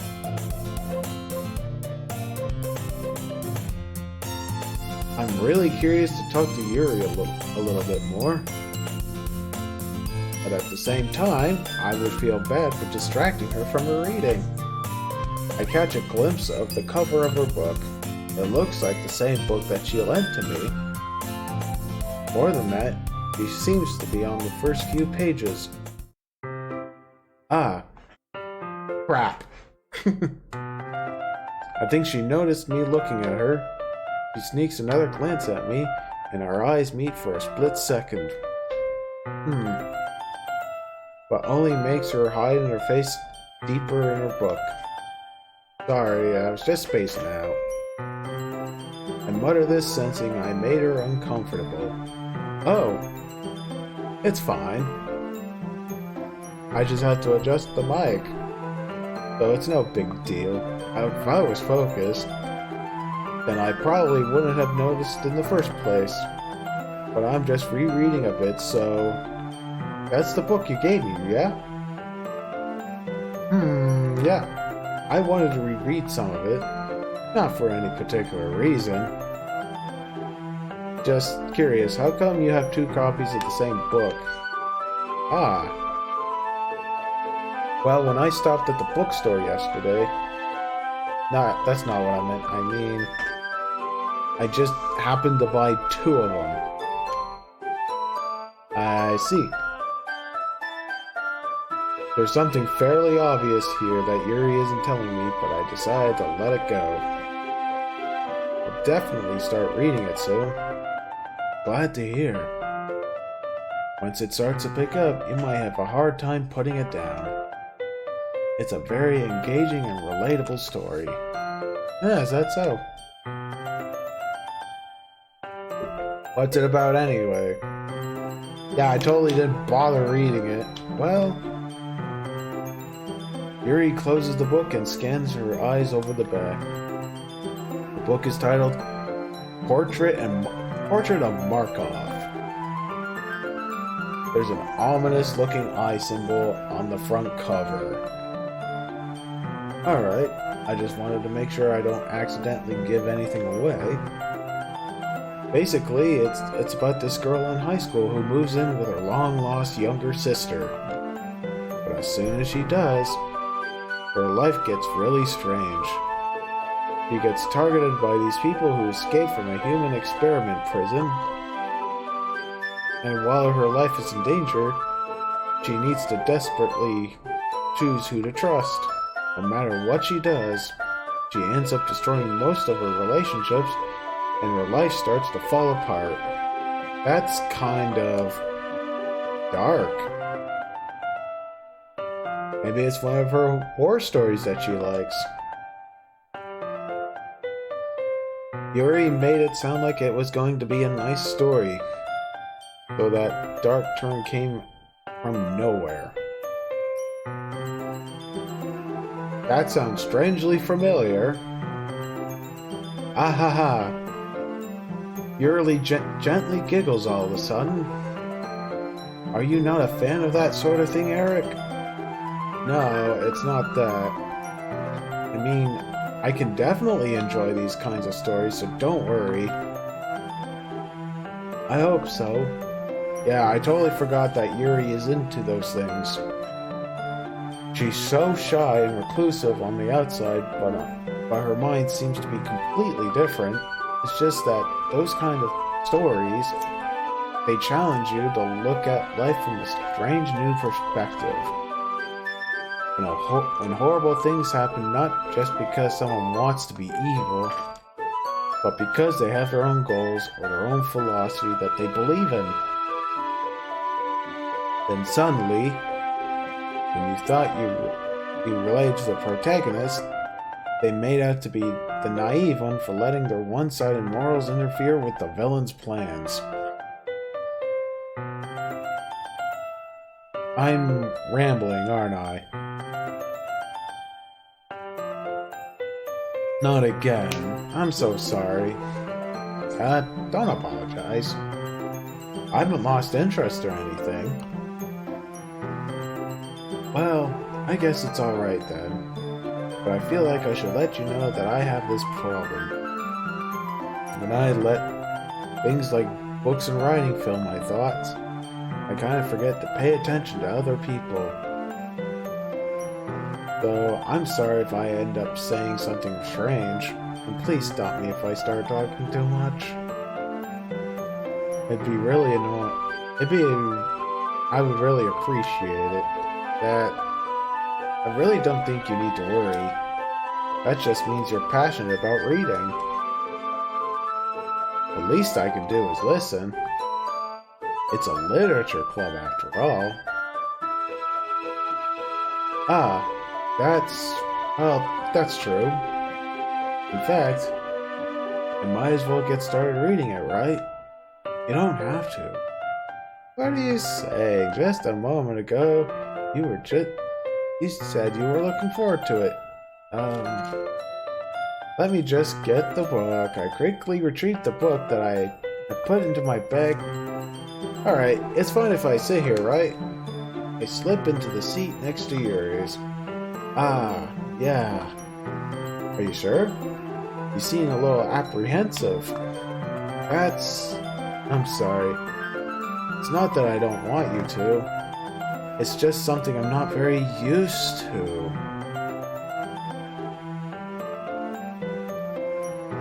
That is, reading in company of someone. I see.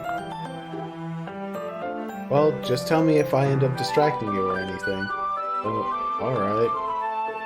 I opened the book and started the prologue. I soon understand what Yuri means about reading in company. It's as if I can feel her presence over my shoulder as I read. Not a particularly bad thing. Maybe a little distracting, but the feeling is somewhat comforting.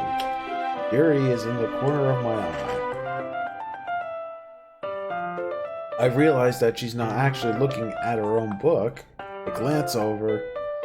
It looks like she's reading from my book instead.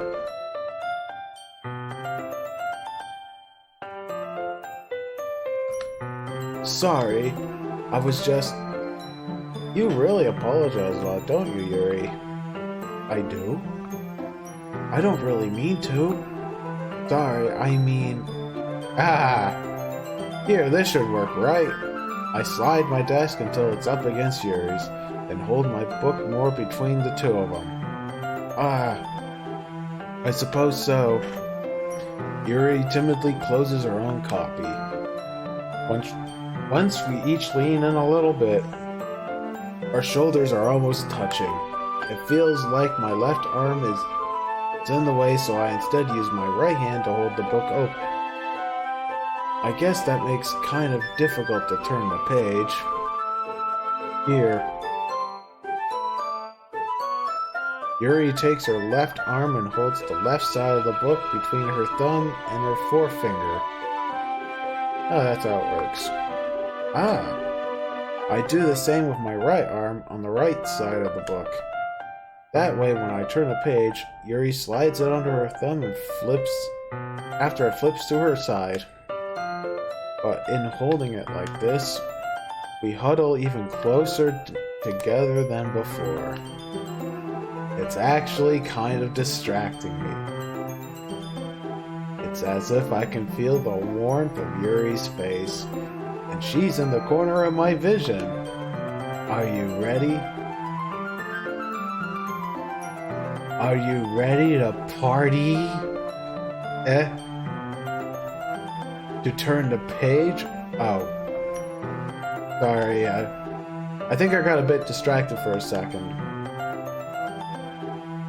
I glance over Yuri's face again and our eyes meet. I don't know how I'll be able to keep up with her. That's okay. You're not used to reading, right? I don't mind being patient if it takes you a bit longer.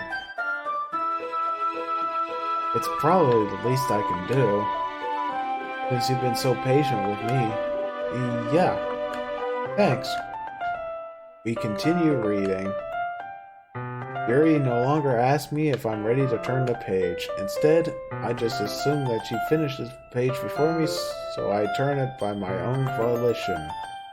We continue the first chapter in silence. Even so, turning each page almost feels like an intimate exchange. You bet it does! My thumb gently letting go of the page, letting it flutter over her side, as she catches it under her own thumb. Hey Yuri, this might be a silly thought, but the main character kind of reminds me of you a bit. You think so? How does she? Well, I guess she's more blunt in a lot of ways, but she also second guesses all of the things that she says and does. Like she's afraid she'll do something wrong. Not like I can see into her head or anything, but they're kind of reminiscent of some of your mannerisms. I see. Yuri remained silent for a moment. But Eric, that's probably a terrible thing to have in common with her. So very terrible thing to have in common. I don't want to have that in common. Oh, that's so embarrassing that you think that. Wait. I didn't mean it in a bad way or anything. Sorry, I really didn't know you were self-conscious about that sort of thing. I guess I more meant that it's kind of cute. What are you saying all of a sudden? Okay, everyone. Oh. I think it's time we share today's poems with each other. We might not have enough time if we wait too long. Yuri exhales, spared from finishing her thought. Is that alright, Yuri? You look kind of down. I'm sorry if you haven't been looking for it's not. It's fine. Yuri releases her hand from the book, causing it to close on top of my thumb. Alright. I guess I'll do some more reading tonight. Or would you prefer it if I only read it with you? I guess I don't have too much of a preference either way. In that case, I'll read a little more tonight. It'll be more fun to read with you after it picks up a bit, you know? That's good reasoning. In that case, feel free to finish the first 2 chapters on your own time. Alright. I stand up, I make a mental note of where I left off in the book, then let it slip into my bag. That is the worst mistake anyone can make, making mental notes.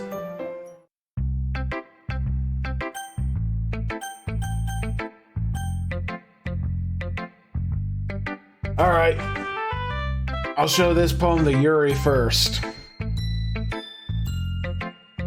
Let's see what you've written for today. Yuri stares at the poem with a surprised expression on her face. Do you like it? Eric, how did you pick up on this so quickly? Just yesterday, I was telling you the kind of techniques worth practicing. Maybe that's why you did a good job explaining. I really wanted to try giving it more imagery. Yuri visibly swallows. Even her hands appear sweaty. I'm not used to this. Used to what? I don't know. It's fine, take your time. Yuri breathes and collects her thoughts. I know that Yuri likes to think before she speaks, so I offer that patience to her.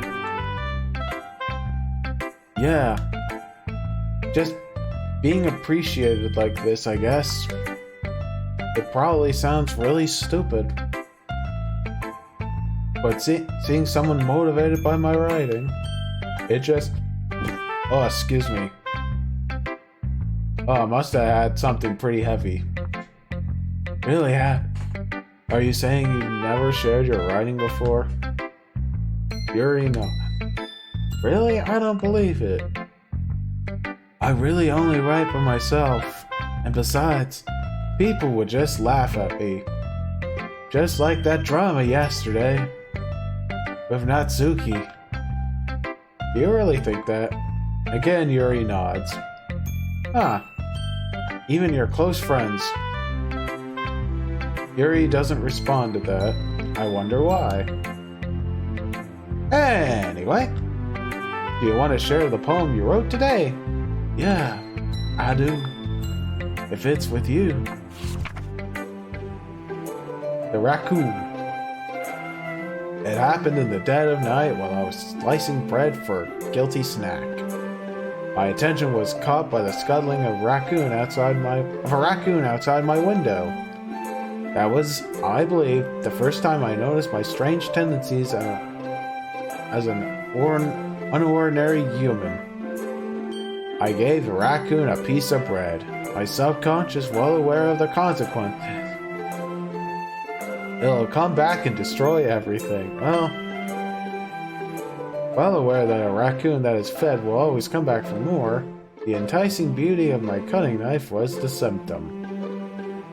The bread, my hungry curiosity. The raccoon, an urge. The moon increments its phase and reflects that much more light off my cutting knife.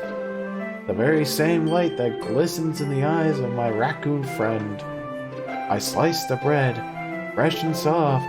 The raccoon becomes excited. Or perhaps I'm merely projecting my emotions onto the newly satisfied animal. The raccoon has taken to following me. You could say we've gotten quite used to each other. The raccoon becomes hungry more and more frequently, so my bread is always handy. Every time I brandish my cutting knife, the raccoon shows its excitement. A rush of blood. Classic Pavlovian conditioning. I slice the bread, and I feed myself again. I was a little more daring with this one than yesterday's. Yeah, I can see that. No kidding. It's a lot more metaphorical. I don't know if it's my fault, but I can't begin to imagine what this poem is about. That's right. It's a bit closer to my preferred writing style, using the poem as a canvas to express vivid imagery and conveying emotions through them. Yeah, if I take it at face value, I can't even figure out what it's supposed to mean. Well, I think it's something that different people can relate to in their own way. I just wanted to express the way it feels for me to indulge in my more unusual hobbies. It's those sort of things I'm usually forced to keep to myself. So I sometimes enjoy writing about them. Why do you keep them to yourself? Because they're embarrassing. And people will make fun of me. Uncultured people will make fun of me. Don't you have anything like that, Eric? Well, I guess I do.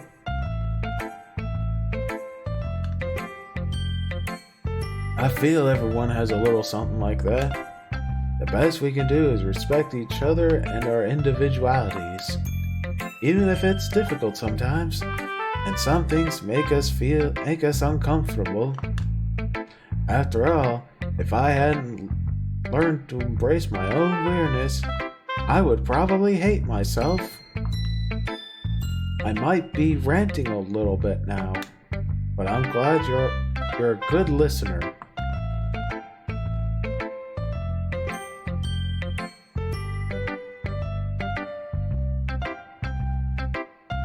Okay, I think I'm gonna take another little break, so I'll be right back.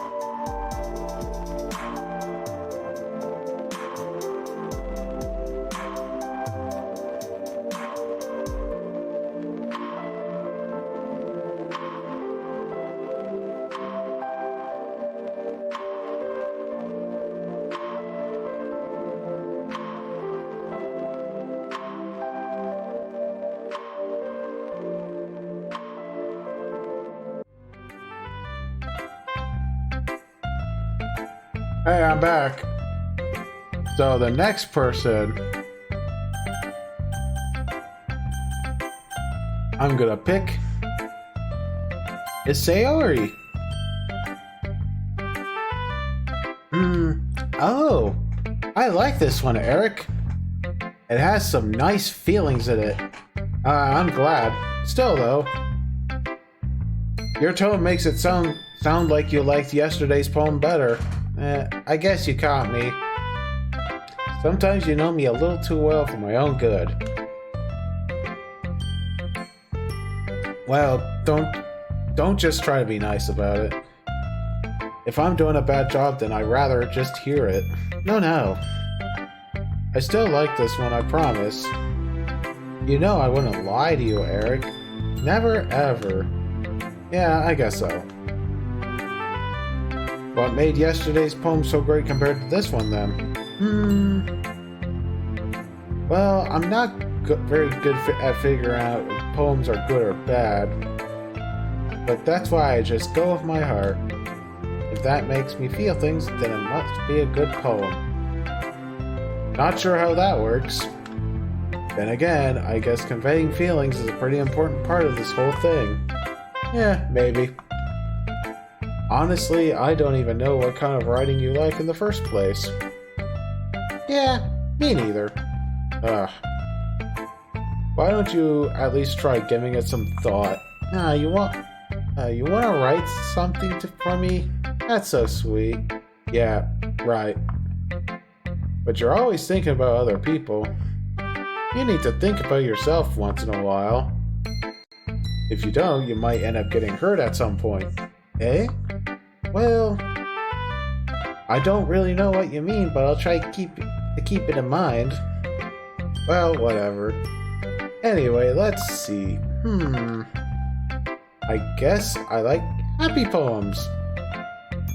Wait, I sometimes like sad poems too. Sometimes a little bit of both. There's a word for that, right? What's the word I'm looking? Bittersweet. Yeah. I like things that are happy and things that are sad. Happy and sad? I can't see you liking something sad, Sayori. Well, I like happy the most. But sometimes when you have a little rain cloud in your head, a sad poem can give the rain cloud a little hug. And that makes a happy rainbow. Sayori, that's unexpectedly poetic. It is? Maybe I'm getting better at expressing my feelings after all. Thanks, Eric. I should go write that down then. You can read my poem now, okay? Bottles. I pop off my scalp like the lid of a cookie jar. It's the secret place where I keep all my dreams. Little balls of sunshine all rubbing together like a bundle of kittens. I reached inside with my thumb and forefinger and pluck one out. It's warm and tingly. But there's no time to waste. I put it in a bottle to keep it safe. And I put the bottle on the shelf with all the other bottles. Happy thoughts, happy thoughts, happy thoughts in a bottles. All in a row. My collection makes me lots of friends. Each bottle is starlight to make amends. Sometimes my friend feels a certain way. Down comes a bottle to save a day. Night after night. More dreams, friend after friend, more bottles. Deeper and deeper my fingers go, like exploring a dark cave. Discovering the secrets hiding in the nooks and crannies. Digging and digging. Scraping and scraping. I blow dust off my bottle caps. It doesn't feel like time elapsed. My empty shelf could use some more. My friends look through my locked front door. Finally, all done. I open up and in comes my friends. And they come in such a hurry. Do they want my bottles that much? I frantically pull them from the shelf one after another, holding them out to each and every friend. each and every bottle. But every time I let one go, it shatters against the tile between my feet. Happy thoughts, happy thoughts, happy thoughts, and shards all over the floor. They were supposed to be for my friends. My friends who aren't smiling. They're all shouting, pleading, something. But all I hear is echo, echo, echo, echo, echo inside my head. Jeez, holy crap. Did you really write this? Of course I did. Didn't I tell you yesterday I was going to write the best poem ever? Yeah, but I mean, it didn't expect something like this coming from you. Monica taught me a whole lot, and I've been really in touch with my feelings recently. Yeah, I see. It's almost kind of creepy. Creepy? Well, not exactly. Maybe because I'm so used to you being cheerful. Well, never mind. I'm thinking too hard about it. I don't think Eric's thinking enough. Our no-eyed protagonist. The point is, it came out good, so you should be proud of it. Ah, thanks. I feel like I was meant to express myself this way. Even if it helps me understand my own feelings a little bit better. Writing is like magic. You've gotten pretty passionate about this, huh? I hope you keep it up. Yeah, writing's the best. I'm gonna keep writing until I die. Hahaha. Don't get ahead of yourself. Sayori always had a habit of getting obsessed with things before dropping it no more than a week later. I wonder if it's one of those times. But seeing the passion in her eyes makes it hard for me to be pessimistic.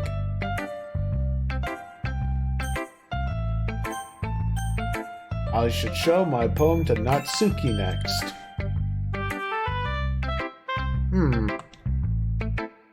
Well, it's not any worse than your last one, but I can't really say it's any better either. Really, it's nothing to be relieved of it. You what? Well, anything that isn't a train wreck, I'll take as a win. And I get the feeling you're probably the most critical. Hey! What does that make you? Maybe that was a compliment. Glad to see someone recognizes my experience. Oh, hang on. I think someone recognizes my experience.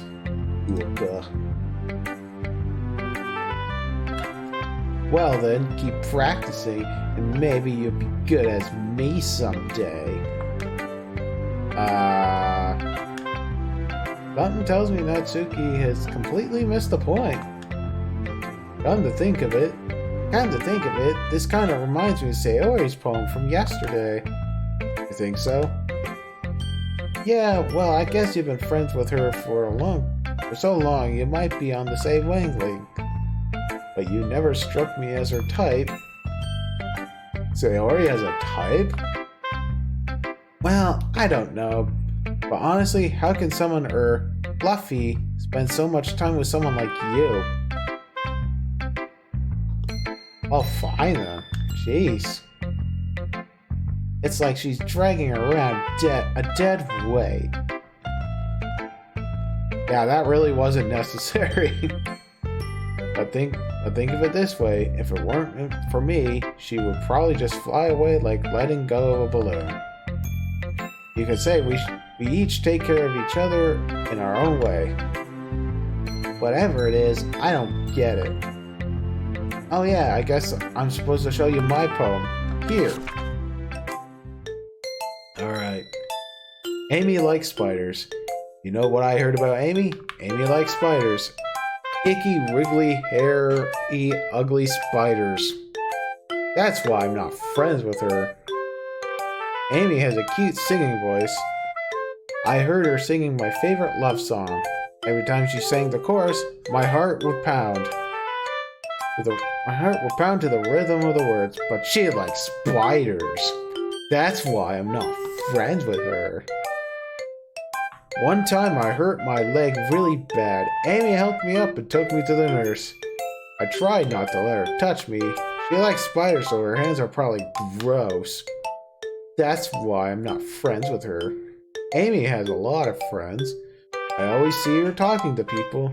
She probably talks about spiders. What if her friend starts to like spiders too? That's why I'm not friends with her. It doesn't matter if she has other hobbies. It doesn't matter if she keeps it private. It doesn't matter if it doesn't hurt anyone. It's gross. She's gross. The world's better off without spider lovers, and I'm gonna tell everyone. Not bad, right? Quite longer than yesterday's. Yesterday's was way too short. I was just warming up. I hope you didn't think that was the best I could do. No. Of course not. Anyway, the message is pretty straightforward in this poem. I doubt I have to explain it. Sometimes you can explain complicated issues with much simpler analogies. And it helps people realize how stupid they're being. Like anyone would agree that the subject of this poem is an ignorant jerk. Do you know people like that? Of course, it's about how everyone thinks my. Doesn't matter, it can be about anything. Bucka. I wrote it to be easy to relate to. Not everyone has some kind of weird hobby or guilty pleasure. Or some kind of kink. Something that you're afraid of people finding out, that they make fun of you or think less of you. But that just makes people stupid. Who cares what someone likes as long as they're not hurting anyone and it makes them happy? I think people really need to learn to respect others for liking weird things. That's funny. Yuri wrote something similar today. Huh? Did you say Yuri? Yeah. She said her poem was about an unusual hobby of hers. I didn't really get it, but she said something similar to you. That people shouldn't make each other feel insecure about those things. Really? Well, I mean, Yuri's pretty weird, so I wouldn't doubt that she has some weird hobbies. Not that there's anything wrong with it. Ooh. It's not like I would judge her or anything. Natsuki has trouble finding words. I guess I should try not to be so mean to her. If she feels insecure about her weird behaviors and stuff. I mean, I always hate people who make me feel insecure. And Yuri made me feel insecure yesterday. But the way you put it, it sounds like she learned her lesson. Well, I would say so. Even if her writing style is really different, I'm sure she'll appreciate the message in her poem. It's what I do best, after all. I don't like writing unless there's a good message to take away from it. Like conveying emotions is important, but I want to make people think, not just feel. Remember that. I'm gonna write a good one for tomorrow, too. So look forward to it. And that leaves Monica. Hi again, Eric. How's the writing going? Alright, I guess. I'll take that, as long as it's not going bad. I'm happy that you're applying yourself. Maybe soon you'll come up with a masterpiece. Haha. I wouldn't count on that. You never know. Want to share what you wrote for today? Sure, here you go. I give my poem to Monica. Alright. Great job, Eric. I was going, oh, in my head while reading it. It's really metaphorical. I'm not sure why, but I didn't expect you to go for something so deep. I guess I underestimated you. It's easiest for me to keep everyone's expectations low. That way, it always counts when I put in some effort. That's not very fair. I guess it worked anyway. You know that Yuri likes this kind of writing, right? Writing that has full imagery and symbolism. Unlike Sayori, who likes using simple and direct words to describe happiness and sadness, Yuri likes it when readers are left to derive their own meaning out of it. It's very challenging to write like that effectively, both allowing people to get something out of it just by feel, or letting them deeply analyze all the nuisances. It can take years of practice, which I'm assuming Yuri has at this point. I never really asked though. Wait.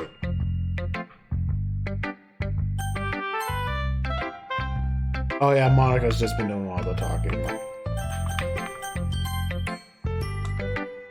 I'm sure it's nowhere near her level yet. Don't worry so much about that. You do your own thing. Just keep exploring and learn by trying new things. But anyway, you want to read my poem now? I like the way this one turned out, so I hope you do too. Alright, let's take a look. Save me. The colors, they won't stop. Bright, beautiful colors. Flashing, expanding, piercing. Red, green, blue. An endless cacophony of meaningless noise. The noise, it won't stop. Violent, grating waveforms. Squeaking, screeching, piercing. Sine, cosine, tangent, like playing a chalkboard on a turntable, like playing a vinyl on a pizza crust. An endless poem of meaningless. Load me. Load me, daddy. It's even more abstract than your last one, huh? Ha ha ha. I guess it's just the way I write. I'm sorry if you don't like it. Never said that. It's just the kind of thing I've never really seen before, I guess. I kind of like playing with my space on the paper. Choosing where and how the spatial words can totally change the mood of the poem. It's almost like magic. The way I wrote the lines really short makes it feel like they're trying to speak over the noise. I see. It's still hard for me to tell what's it about, though. Aha. Sometimes, asking what a poem is about isn't the right question. A poem can be as abstract as a physical expression of a feeling, or a conversation with a reader. But putting it that way, not every poem is about something. Anyway, here's Monica's writing tip of the day. Sometimes you find yourself facing a difficult decision. When that happens, don't forget to save your game. What the f? You'll never know when you might change your mind. Or when something unexpected may happen. Is this tip even about writing?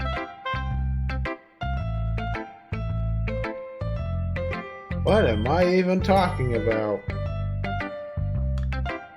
Ha ha ha. That's my advice for today. Thanks for listening to my TED Talk. Okay, everyone. We're all done reading each other poems, right? I have something extra planned today, so if everyone could sit at the front of the room. Is it about the festival? Sort of. Do we really have to do something for the festival? It's not like we can put together anything good in just a few days. We'll just end up embarrassing ourselves instead of getting any new members. That's a concern of mine as well. I don't really do well with the last minute preparations. Don't worry so much. We're gonna keep it simple, okay? We don't need much more than a few decorations. Sayori has been working on the posters. I've designed some pamphlets we can give out during the event. Okay, that's great and all. But that doesn't tell us what we're actually going to be doing for the event. Sorry, I thought you heard about it already. We're going to be performing. Performing? Oh, Monica. Yeah, we're going to be having a poetry performance. Each of us are going to choose a poem to recite during the event. But the cool part is, we're also going to let anyone else come up and recite poems too. Sayori is putting it all on the posters in case anyone wants to prepare ahead of time. Hee. Sayori, who's been coloring a poster, holds it up for us to see. Are you kidding me, Monica? You didn't already start putting those posters up, did you? Well, I did. Do you really think it's that bad of an idea? Well, no. It's not a bad idea. But I didn't sign up for this, you know? Yeah, you kinda did. There's no way I'm going to be performing in front of a group of people like that. I agree with Natsuki. I could never, in my life, do something like that. Imagining it, Yuri shakes her head in fear. Guys! No, Sayori. I understand where they're coming from. Remember that Natsuki and Yuri have never shared their poems with anyone until just a couple days ago. It's a lot to ask for them to recite their poems out loud for a whole room full of people. I guess I kind of overlooked that. I'm so sorry. But I still think we should give it our best. We're the only ones responsible for the fate of this club. If we start the event and each put on a good performance, then it would inspire others to do the same. And the more people who perform, the better we'll be able to show everyone what literature is all about. Yeah! It's about expressing your feelings, being intimate with yourself, finding new horizons, and having fun! That's right. And it's those reasons that we're all in this club today. Do you want to share that with others? To inspire them to find the same feelings that brought you here in the first place? I know you do. I know we all do. And if all it takes is standing in front of a room for 2 minutes and reciting a poem, then I know you can do it. There. Natsuki and Yuri remain silent. Sayori looks worried. I guess that leaves me no choice. Agreed. I don't think it's too much to ask. I think Sayori and Monica have been trying really hard to get new members. The least we can do is help them out a little bit. Well, maybe, but it looks like Natsuki doesn't have any arguments left. Ooh, fine. I guess I'll just have to get it over with. Alright. Thanks, Natsuki. What about you, Yuri? Yuri dejectedly glances around at everyone else's expectant faces. I guess I don't really have a choice. That's everyone. You're the best, Yuri. This club is seriously going to be the death of me. Oh gosh, you'll be fine, Yuri. But anyway, let's move on to the main event.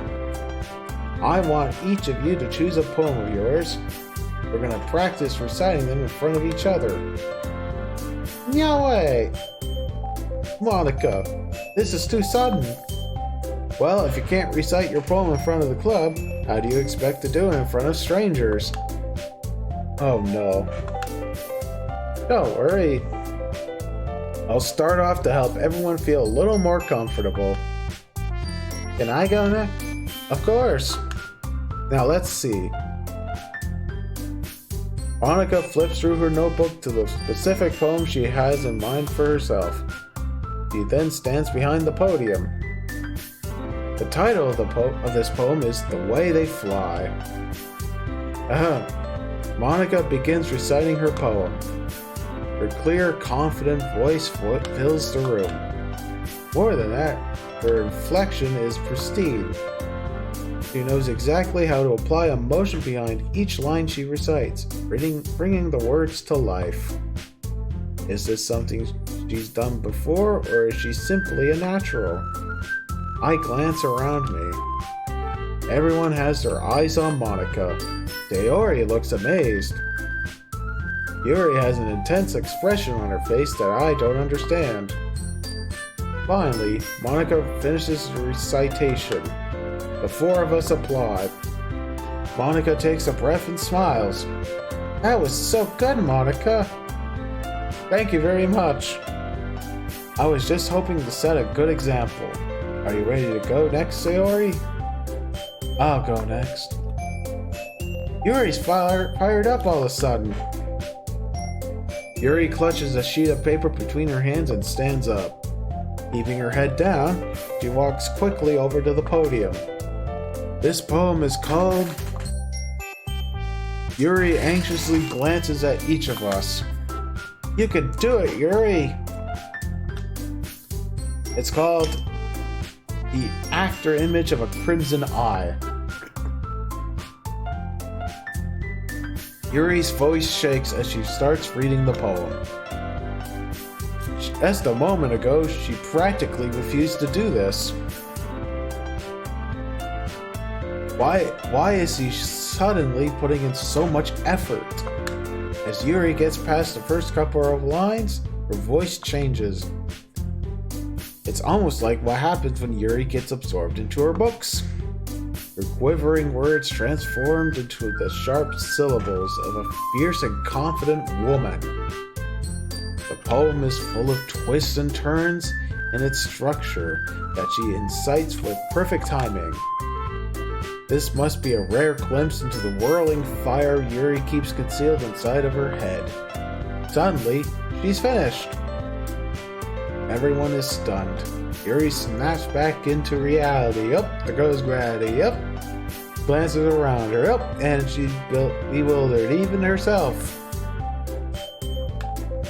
It's up to me to save the situation. I'm the first one to start applauding. Everyone joins me afterward, and we give Yuri the recognition she deserved.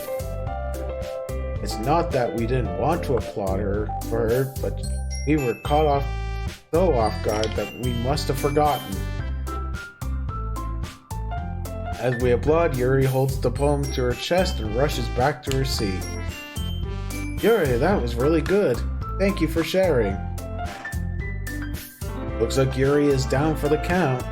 Okay, I guess I'm next then. Sayori hops out of her chair and cheerfully walks to the podium. This one is called My Meadow. Aha. Sorry I giggled. Sayori, it's a lot harder than I thought. How did you guys do it so easily? Try not to think of it like you're reciting to other people. Imagine reciting it to yourself, like in front of a mirror, or in your own head. Or when you have no one watching your stream, talk to yourself a whole lot. It's your poem. It'll come out the best that way. I see. Okay then. Sayori begins her poem. Somehow it feels like her soft voice was made as a perfect match. The poem isn't aimlessly cheery like Sayori is. It's serene and bittersweet. If I were to read this on paper, I probably wouldn't think much of it. But hearing it come from Sayori's voice almost gives it a whole new meaning. Maybe that's what Sayori meant when she said she likes my poems. It's like I get to reach more deeply into someone I thought I knew through and through. Sayori finishes and we applaud. I did it! Good job, Sayori! Even Eric liked it. I guess that's a good sign. What does that even mean? It came out nicely, Sayori. The atmosphere of the poem fits you really nicely. But it might be that the other poems wouldn't work quite as well with that kind of delivery. I don't really understand. In other words, I've seen poems of yours where that sort of gentle delivery wouldn't work as well. They might need a little more force behind them, depending on what you're reading. Oh, I know what you mean. I've been practicing that kind of thing. It's just embarrassing to do it in front of everyone.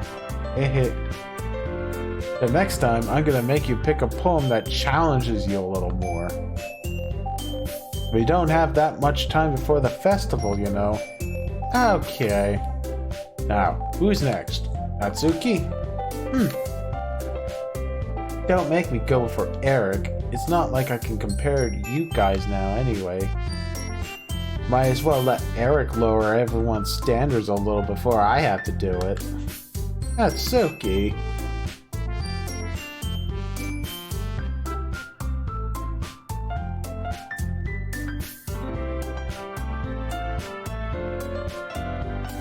Sorry, I had to fix my model a wee little bit. Natsuki. It's fine. I might as well get it over with. But it's not like I have much of a selection of what to read. I'll just have to go with what I wrote for today. I stand up and step in front of the podium. Everyone has their eyes on me, making me feel a little terribly awkward. I recite my poem. Since I'm not exactly confident in my own writing, it's hard to put energy into it. Despite that, once I finished, I receive applause anyway. Sorry I'm not really as good as everyone else. Oh, don't worry about it so much. I think it's less about your abilities and more about your lack of confidence in your writing. That's something that'll improve over time, though. Yeah, maybe. Alright then. That just leaves you, Natsuki. Yeah, I'm going. Natsuki begrudgingly gets out of her seat and makes her way to the podium. The poem is called... Why are you all looking at me? It's because you're presenting, genius. Anyway, the poem is called Jump. Natsuki takes a breath. Once she starts reciting the poem, her sour attitude disappears a little. While she's still a little unenthused, her poem has a rhythm and rhyme to it. It's Natsuki's trademark style, and it works surprisingly well when spoken aloud. The words feel like they bounce up and down, as if giving life to the poem. Natsuki finishes and everyone applauds. She huffs back to her seat. That wasn't so bad, was it? Easy for you guys to say. You better not make me do that again. Well, I got news for you, Natsuki. Oh, well. Do you at least feel prepared enough to recite a poem in front of other people? I mean, doing it in front of other people will be way easier. I can put on whatever face I want for other people, but when it's just my friends, it's just embarrassing. That's a surprise. That's a surprise indeed. I think it would be the other way around for me. Well, that's just how it is, so... Well, I guess in that case, you won't have to worry... You won't have much to worry about the festival. That said, I want to thank everyone for coming through. It might be hard, but I hope that you all have an idea of what it's like now. Make sure you pick a poem and get enough practice for the festival, okay? I'll be making pamphlets, so let me know ahead of time what you'll be reciting. Jeez. I should probably find some other poem to recite instead. That's fine too. Doesn't have to be your own. I'm already pleasantly surprised that you're putting all this effort for the club. That makes me really happy. Yeah, no problem. Okay, everyone. That's about it for today. I know the festival's coming up, but let's try to write poems for tomorrow as well. It's been working out really nicely so far, so I'd like to continue that. As for the festival, we'll finish planning tomorrow and then we'll have the weekend to prepare. Monday's the big day. I can't wait. I can do this. I can do this. Alright. I stand up. There's no way I'll be able to find the same enthusiasm as Sayori and Monica, but I'll do my best to get through it. If it's for the sake of the club and impressing Monica, then I'll have to do my best. Ready to go, Sayori? Yep. Look at you two, always going home together like that. It's kind of adorable, isn't it? Hee hee. Jeez, guys, don't make such a big deal out of it. It must be nice, though. Well, how am I supposed to respond to that? It's okay, Eric. You don't have to say it. Whatever, let's go already. I walk home with Sayori once more. Even though it's only been a few days, a lot of things have already changed. But today, Sayori's being a little quieter than usual on the way home. Hey Sayori, Sorry, I was spacing out. No wonder. I was thinking about something from earlier. Like how we get to, Sayori fumbles with her words. So, let's just say that one day, Yuri asked to walk home with you. What? What would you do? What kind of question is that? Kind of putting me on the spot here. Hey. I would still walk home with...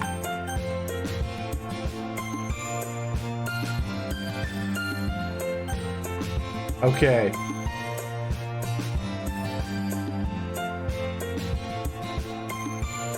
So the game wouldn't trick me again. I'm gonna take a screenshot of this.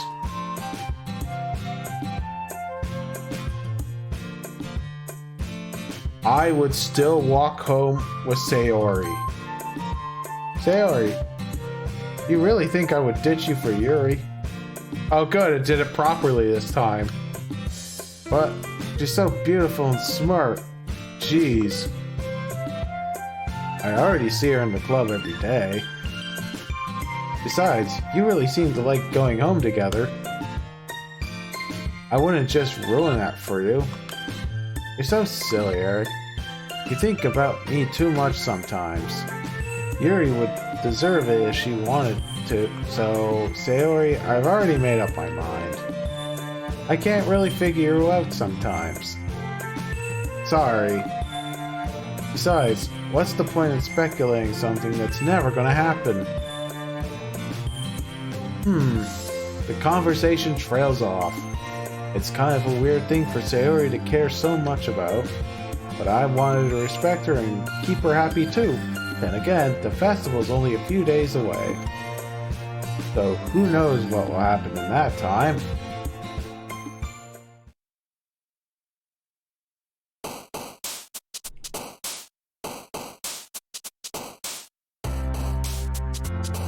Alright. Romance. Beauty. Desire. Promise.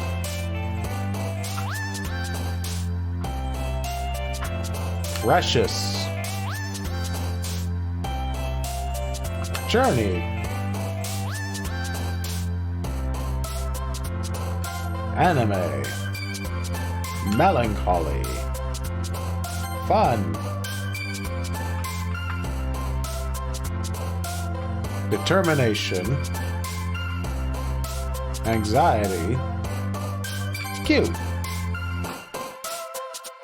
Fireflies. Contamination. Lust. Universe. Destiny. Fireworks. Dream.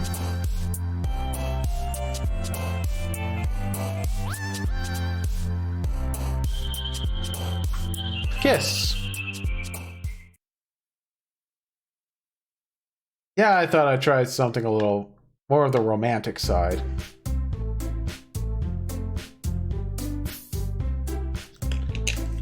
Alright. Aw, man. I'm the last one here again. Don't worry, I just walked in too. Were you practicing piano again? Yeah. Haha. You must have a lot of determination. Starting this club and now picking up piano. Well, maybe that's not determination, but I guess it's passion. Remember that the club wouldn't be here if it wasn't for all of you, and I'm super happy you're all willing to help out for the festival too. I can't wait for the festival. It's gonna be great! Eh? Weren't you complaining about it just yesterday, Natsuki? Well, yeah. I'm not talking about our part of the festival, but it's a whole day of school where we get to play and eat all kinds of delicious food. You sound a bit like Sayori all of a sudden. Annika, do they really have fried squid? Do they? That's a pretty specific thing to look forward to. Oh, come on. Are you saying you don't like squid? You of all people? I did say I don't like it. Besides, what do you mean by you of all people? Because it's right in your name. Monica. Eh? That's not how you say my name at all. Also, that joke makes no sense in translation. Never mind. Let's just focus on our own event for now, okay? Hey. Fine. Your reactions aren't as fun as Yuri's or Sayori's anyway. Excuse me. Where is Sayori anyway?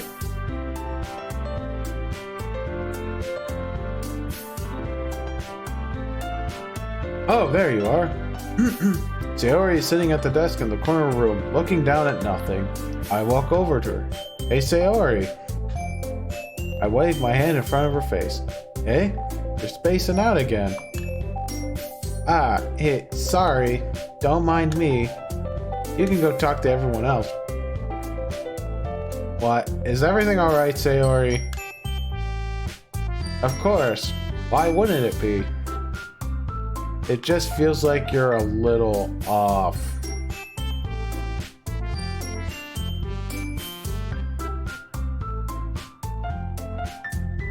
I smell another telltale sign. Sorry for assuming things. Geez, you worry too much about me. I'm fine, see? Sayori shows me a big smile.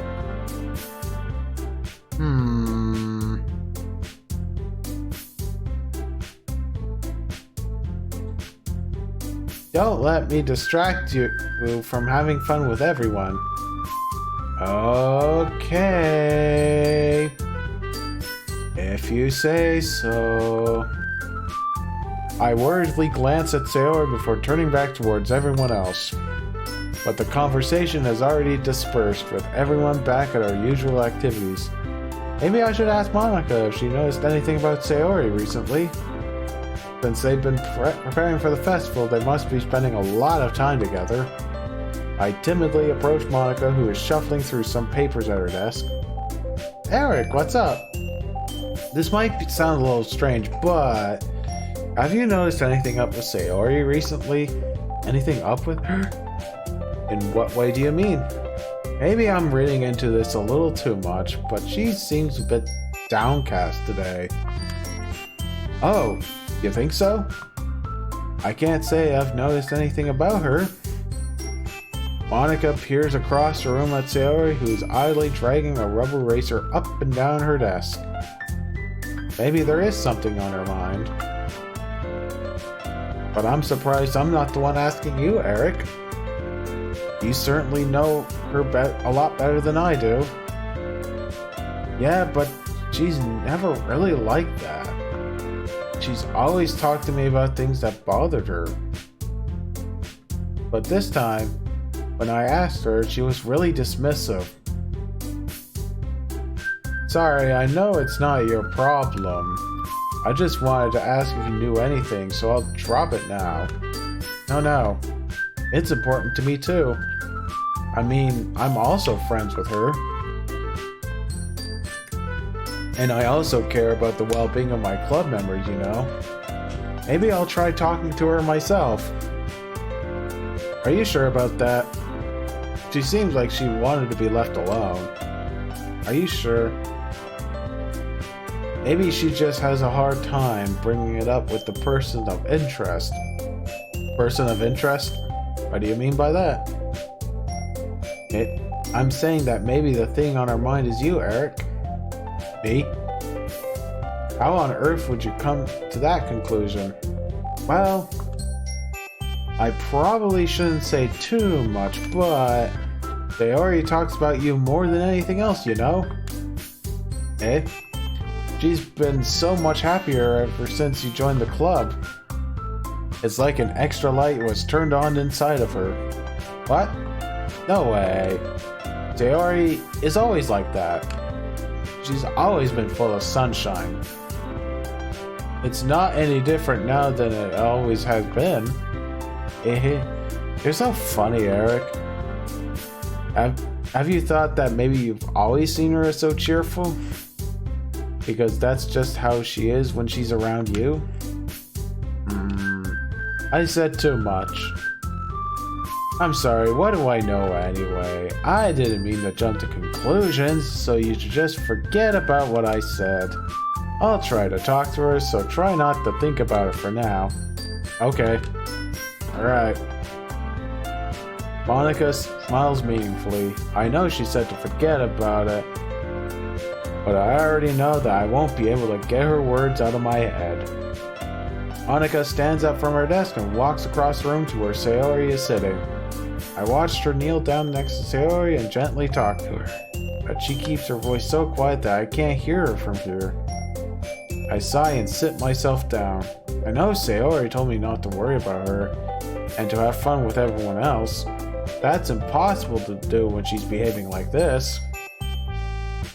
Exactly how much do I care about her that I'm letting this weigh me down so much?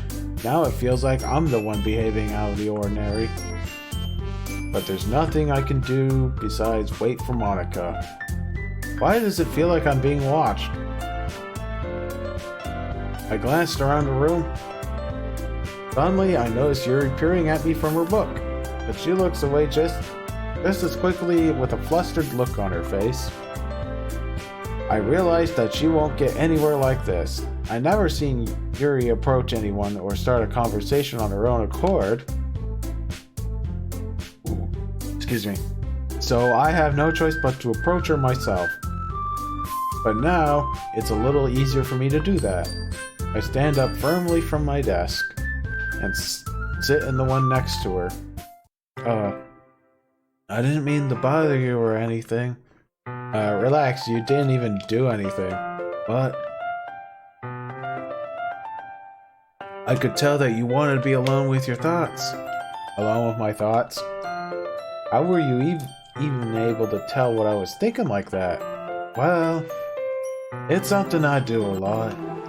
Though it wasn't hard for me to spot based on your posture and expression. Not that I was staring or anything. I didn't do anything creepy like that. In any case, I guess you were right. I'm sorry if I caused you any concern. Don't apologize. Your troubles are only the concern of those who willingly share in that concern. Of course, there are certainly those who find the most comfort in keeping to themselves. But if you prefer to share with what's on your mind, then I would be glad to listen. Well, it's really not that big of a deal. I was just feeling a bit uneasy about Sayori. Sayori? Yeah, she seems a little off today, but when I asked her about it, she didn't want to admit it to me. So I can't help but wonder if something bad happened to her.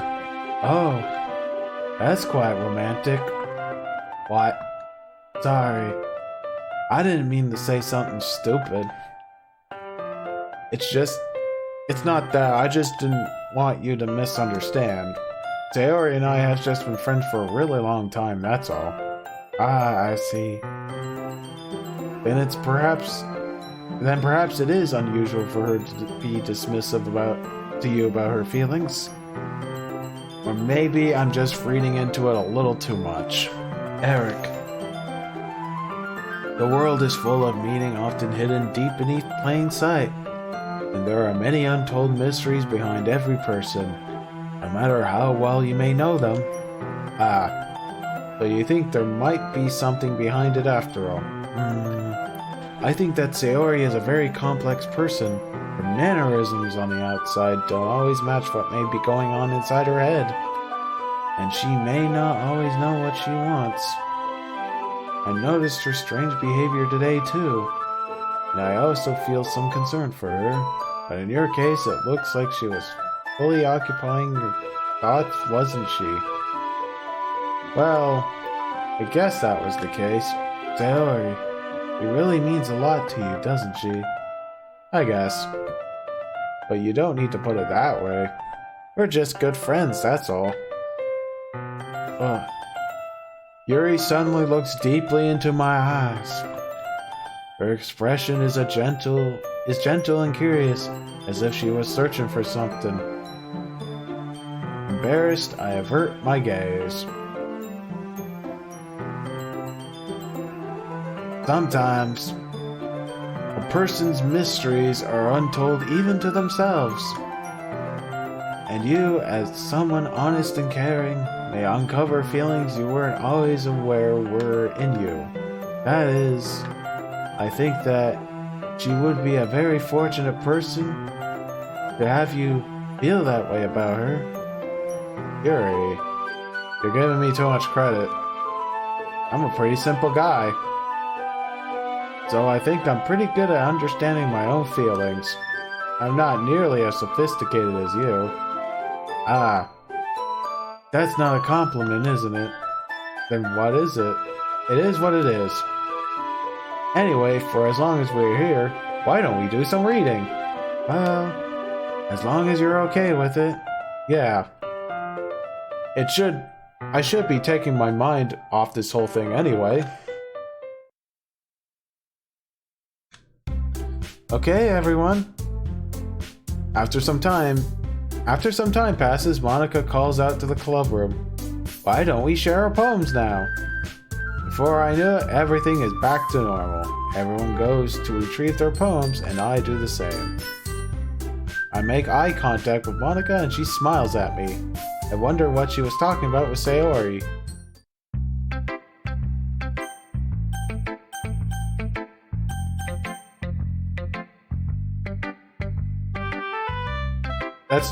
Let's do Sayori. This is your best one so far. It's really nice, Eric. Thanks. I meant to be a nice romantic one. You've been quiet today. Is everything alright? Eh? Of course. Everything's fine. Maybe I'm just a little tired today. Hehe. Do you want a nap or something? No, that's silly. Don't worry about me, okay? I only want to see smiles on your face. Okay. Hey, Eric. I'm still a little surprised. I really thought that you would try writing your poems the way Yuri does. Or even Natsuki, but in the end, yeah. I guess you're the one who likes this the most. Why? Why don't you want to get closer with everyone else?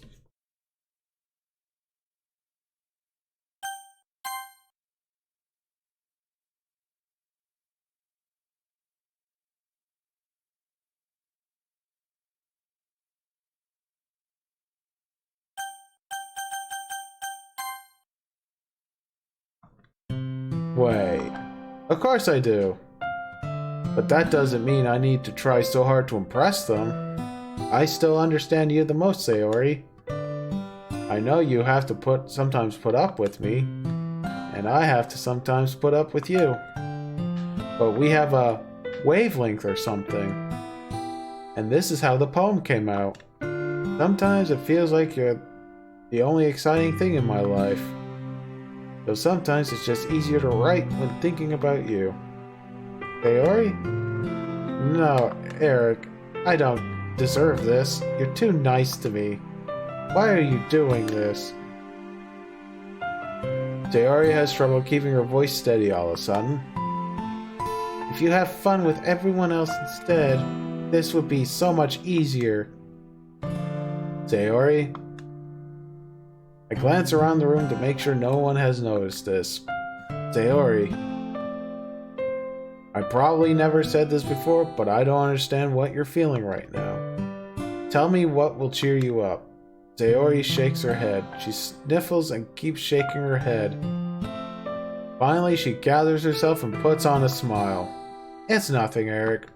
It's just a little rain cloud. I'm sorry you had to see that. Ah ha ha. I promise it won't happen again.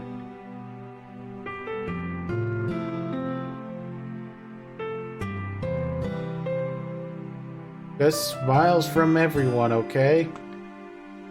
That's all that matters. Go play with everyone else. I'm gonna go home a little bit early today. Sayori. Tell Monica I wasn't feeling well, okay? I'll see you tomorrow. Before I could say anything else, Sayori cheerfully walks out of the classroom, humming to herself.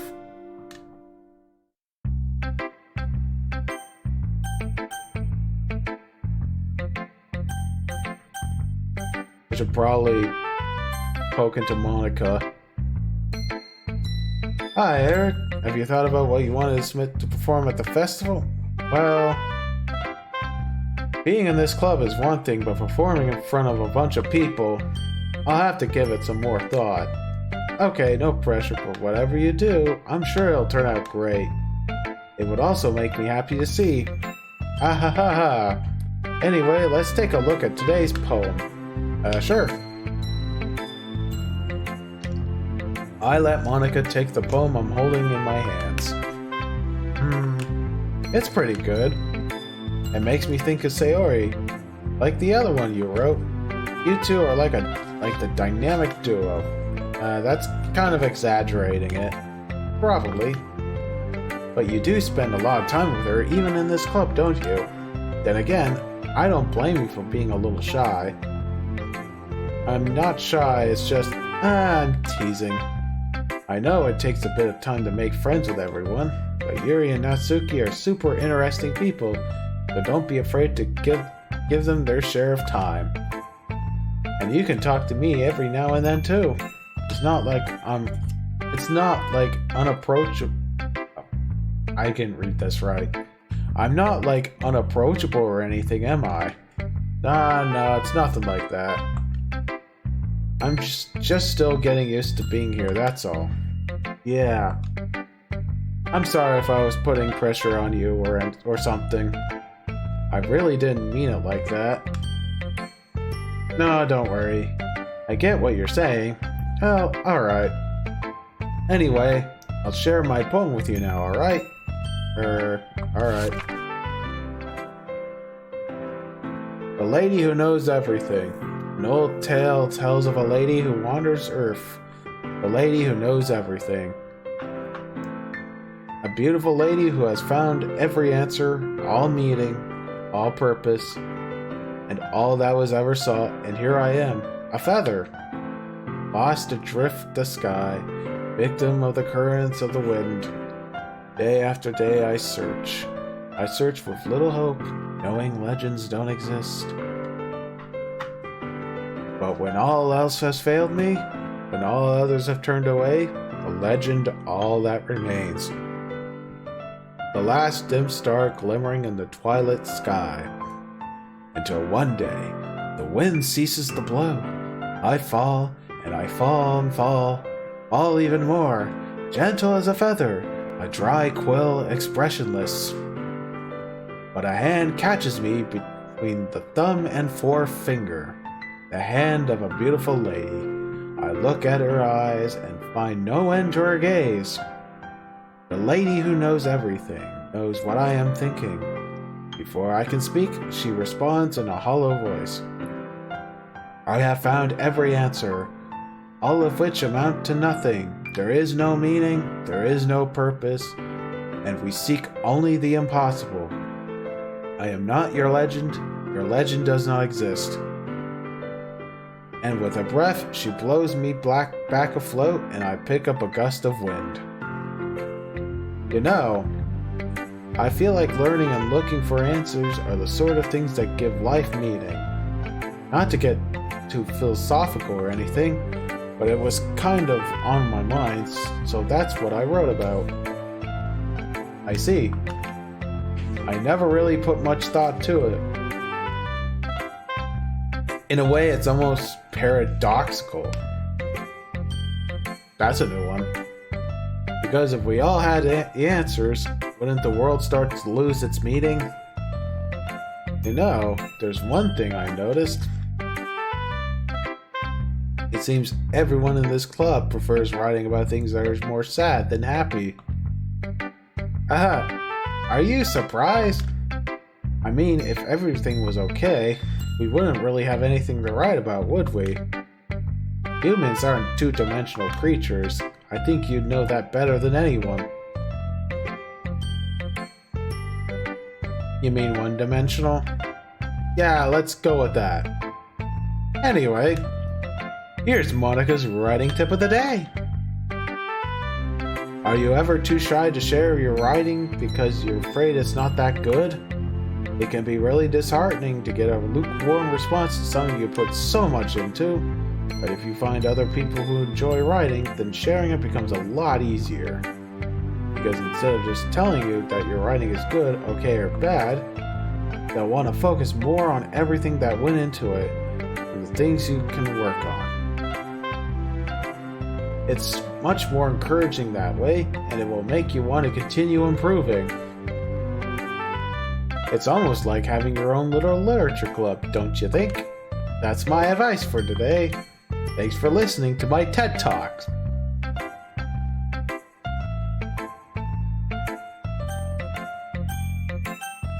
Alright, Natsuki next. This one's alright. Alright. Well, yeah. It's about as good as yesterday's anyway. I see what you're going for, but it's just not really my style. I mean, that's fine. I'm mostly just glad that you're trying a little bit. Well, of course, I'm at least trying. Why are you so emotionally invested in my poems anyway? Isn't that more of a compliment to me? No, gross. It's not like I care. It's just that one of us in this club has to make sure you're not slacking off. Really? Well, what if you ended up just scaring me away? That's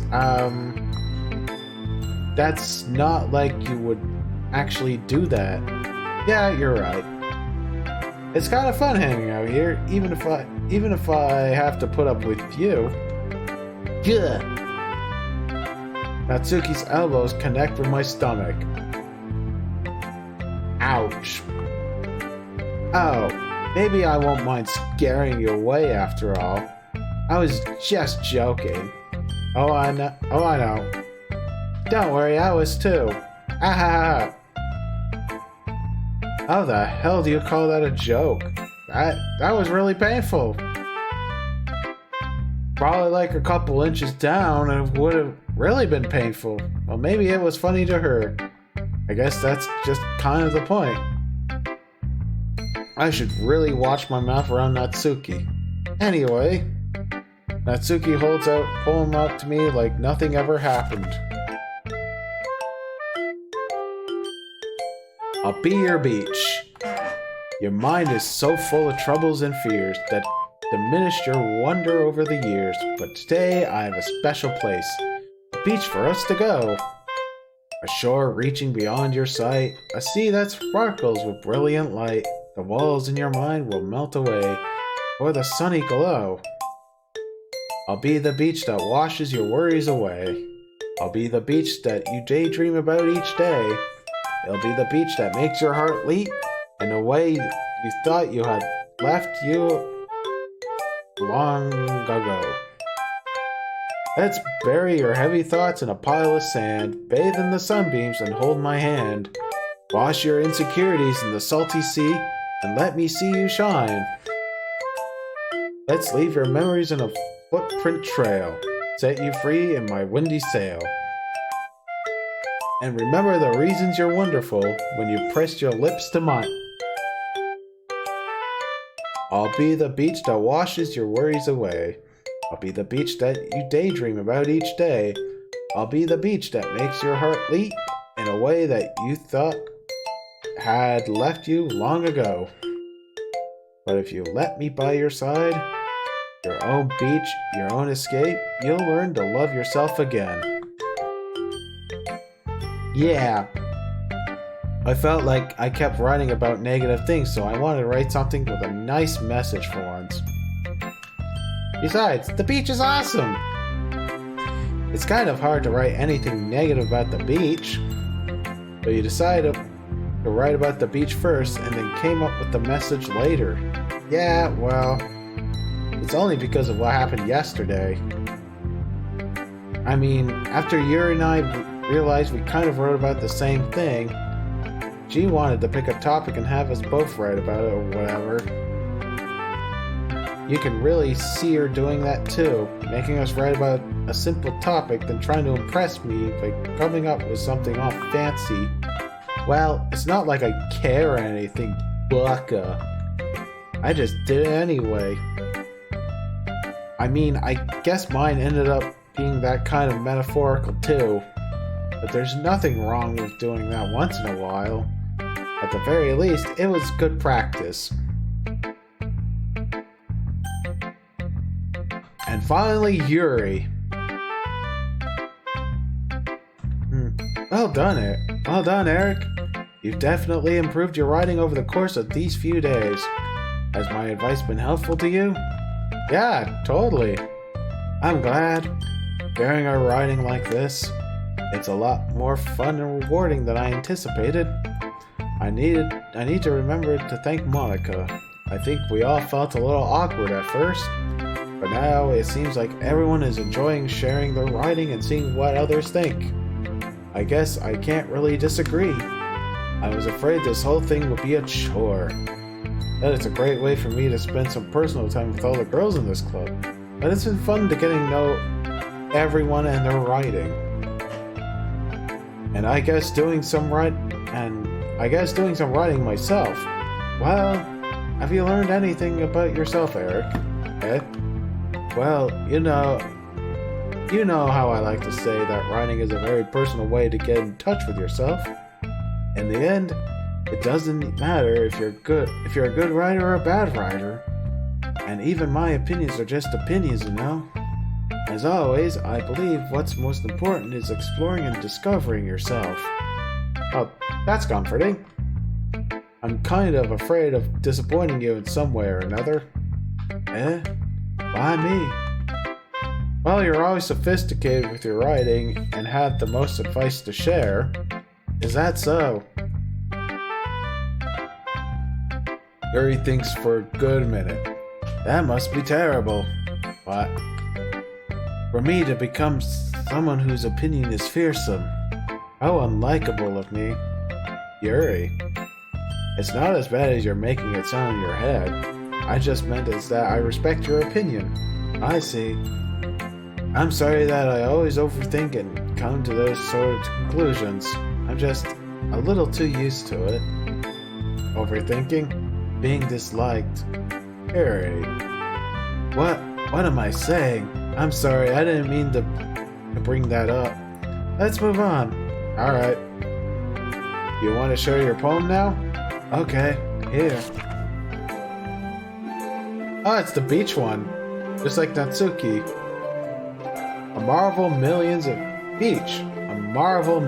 years in the making, where the womb of Earth chastically meets the surface, under a clean blue sky, an expanse of bliss. But beneath gray rolling clouds, an endless enigma, the easiest world to get lost in, is one where everything can be found.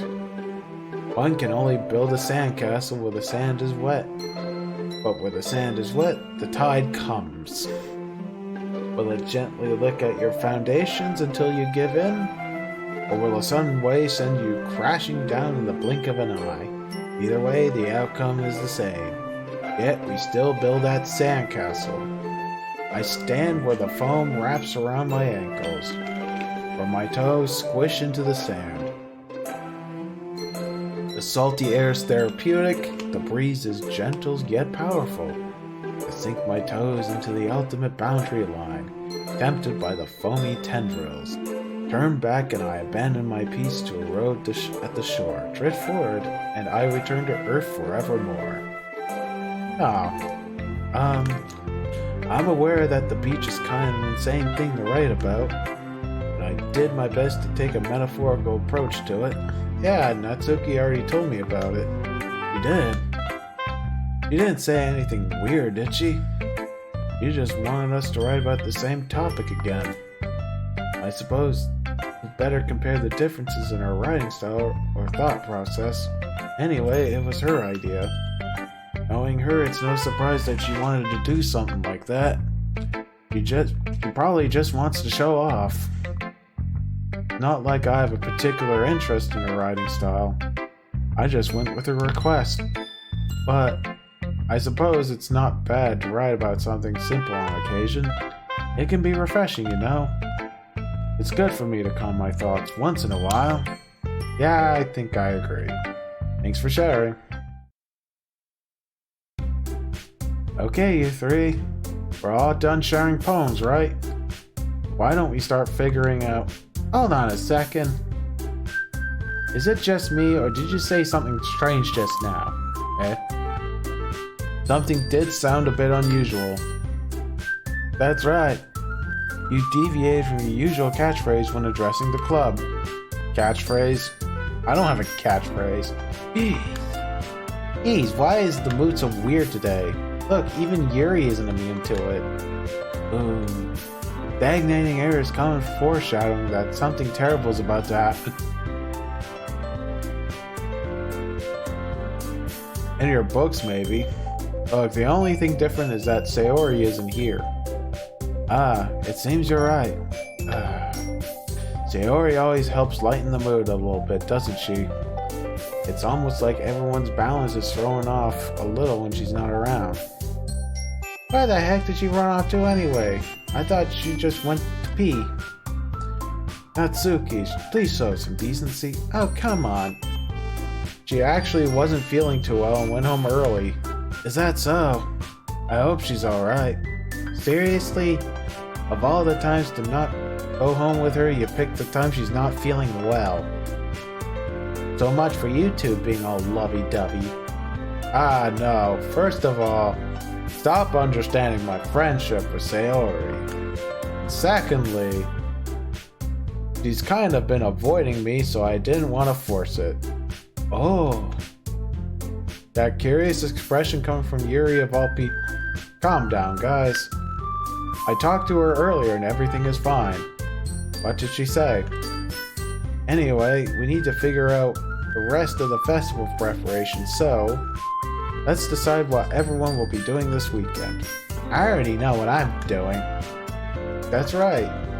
Natsuki will be making cupcakes. But we might need a lot of them in different flavors. Can you handle that all by yourself, Natsuki? Challenge accepted. As for myself, I'm going to be printing and assembling all the poetry pamphlets. Sayori will be helping me design them. As for Yuri, you can, Guys, can you help me come up with something for Yuri?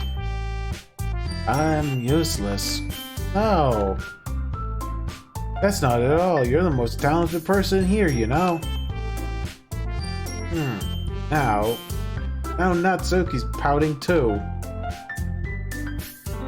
Now I'm pouting.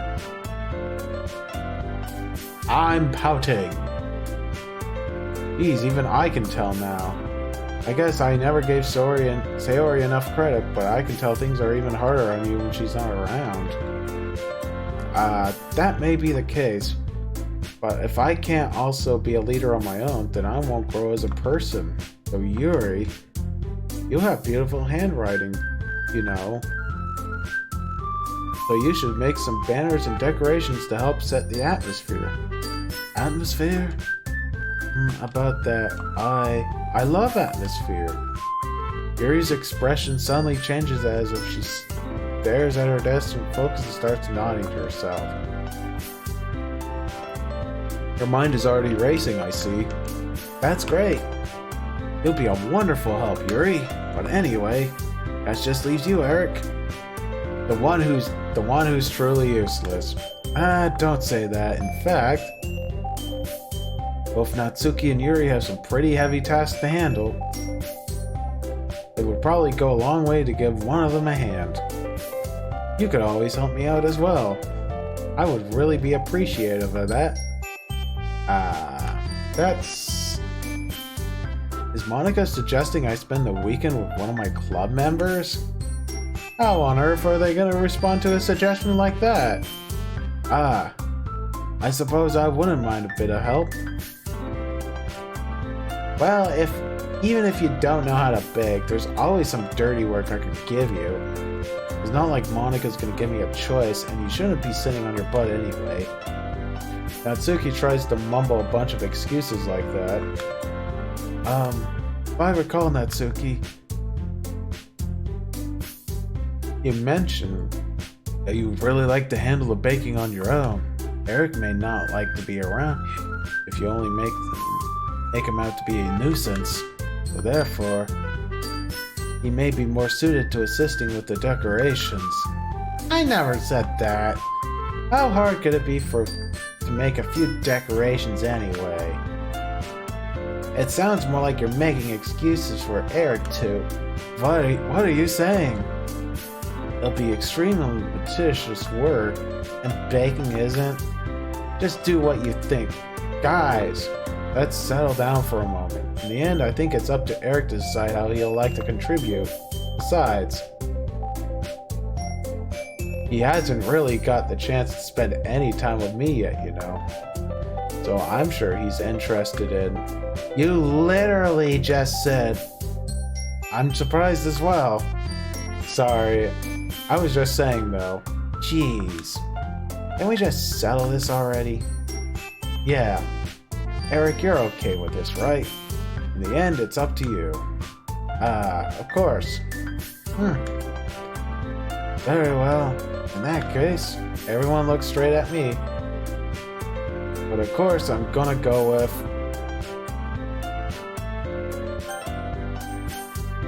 I better save.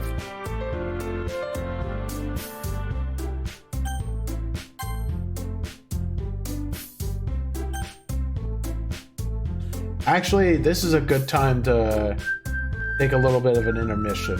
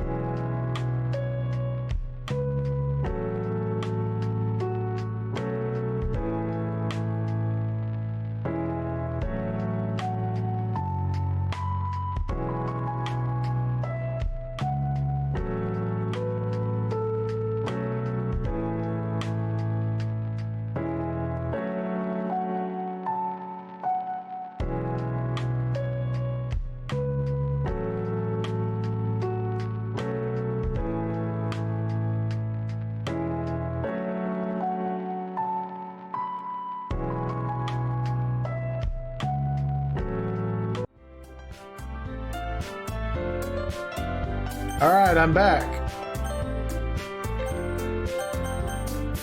So, I am making a big choice. Dalton tells me that it's not gonna matter. So I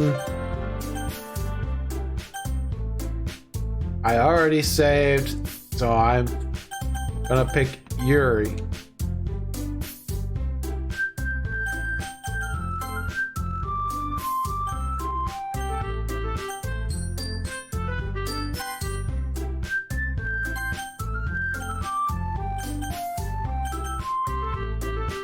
Monica. Okay, so the choices do affect.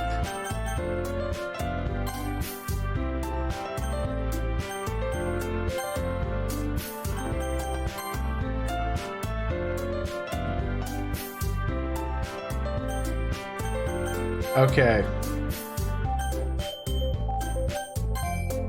Okay, there's nothing suspicious about the choices, so I'm just gonna go with Yuri. Well, I'll probably be most useful helping out Yuri. Me? Are you serious? Why would you? Natsuki! I can already tell you're about to say something mean. No! I was just saying.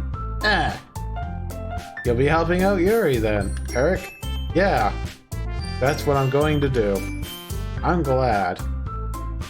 I have a bad habit of overthinking these sorts of things, so I think your assistance will be very useful. That's great to hear. Natsuki, will you be able to handle the baking by yourself? I mean, yeah. I already said I would be fine. Okay. Eri can tell that Natsuki is feeling a little sour. So, is that everything we needed to go over? Yeah, that should be about it. Are you guys excited? Well, excited may not be the right word. But I suppose I'm looking forward to it a little bit. Do you feel the same way, Eric? Me? I guess you could say I'm interested to see how it turns out. That's good enough for me. What about you, Natsuki? Natsuki? What? Why is everyone yelling at me? I didn't even do anything. No. That's not what I meant at all. Yuri anxiously glances between everyone in the room. I'm sorry for this. I don't really know why Eric picked me, and also, your cupcakes are the best I've ever had. They really go well with my tea, and nothing that I do in the event will come compare to that, so... I get it. I'm kind of surprised though. Why? I'm the one acting immature. I already know that. But you're trying to cheer me up all of a sudden. I know I'm not very good at it. I'm sorry if I said something bad. Natsuki isn't the only one surprised. Monica or I are also taken back by Yuri's words. But she already has trouble with words. Trying to cheer someone up must be far out of her own comfort zone. But I begin to understand. Yuri was trying to sound like Sayori. Uh-oh. Even if it didn't work perfectly, I can tell she tried to say something Sayori would say at a time like this. Because Sayori always helps everyone smile and feel good about themselves. No, I kind of appreciate it. I'm sorry for making a big deal out of nothing. But I'm gonna say this. You better bet that my cupcakes are gonna be the best part of the whole event. I believe you. Yeah. I hope to see everyone do their best. But with that, there's nothing more for today. So I guess it's time for us to head out. Alright, let's get out of here then. Everyone packs up their things. I start to follow Monica and Natsuki out the door as they chat between each other. I turn around. Sorry. I realized that I don't have any way of contacting you this weekend. Oh, you're right. I can't believe that slipped my mind.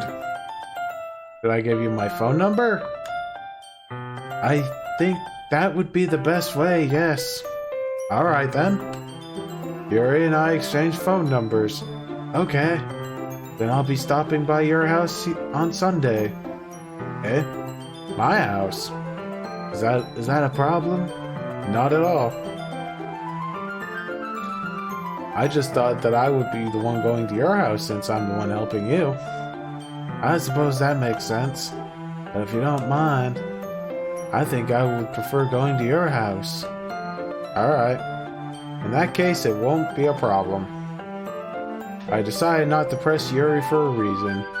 It's not like it should matter much either way, so I'll just need to make sure my room is clean. I hope I can make myself useful in some way. I'm not nearly as creative as you. Don't underestimate yourself, Eric. I think that we'll make a very productive team. Even if you only choose me because you felt bad or something. Wait. You don't actually think that, do you? I don't know. It's difficult to come up with any other reason you may have chosen me. You're forgetting the one with the most common sense. I chose to help you because that's what I want to do. But Yuri thinks to yourself with an extremely tense expression. Yuri, you're overthinking this. You wanted me to point out that when you're overthinking, right? I didn't realize. I'm telling you, I want to. That's all there is to it. Don't you believe me? Yuri thinks really hard again. He looks straight into my eyes for a long while. I believe you. As if it took her tremendous effort, Yuri finally says that and relaxes her expression. Now I'm really looking forward to Sunday. Yeah, I am too. After that exchange, I make my way out the door and Yuri follows.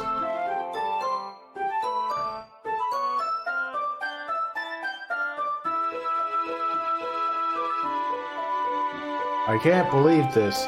Yuri's gonna be coming to my house on Sunday. My anxiety shoots through the roof. Even though I've gotten pretty used to handling her at this point, there's no telling what might end up happening when we're outside of school. More than that, she told me she was looking forward to it. Is this the chance I have to make something happen between us? Or is it too early for that? Only time will tell. But until then, I won't be able to take my mind off it. I seriously can't wait.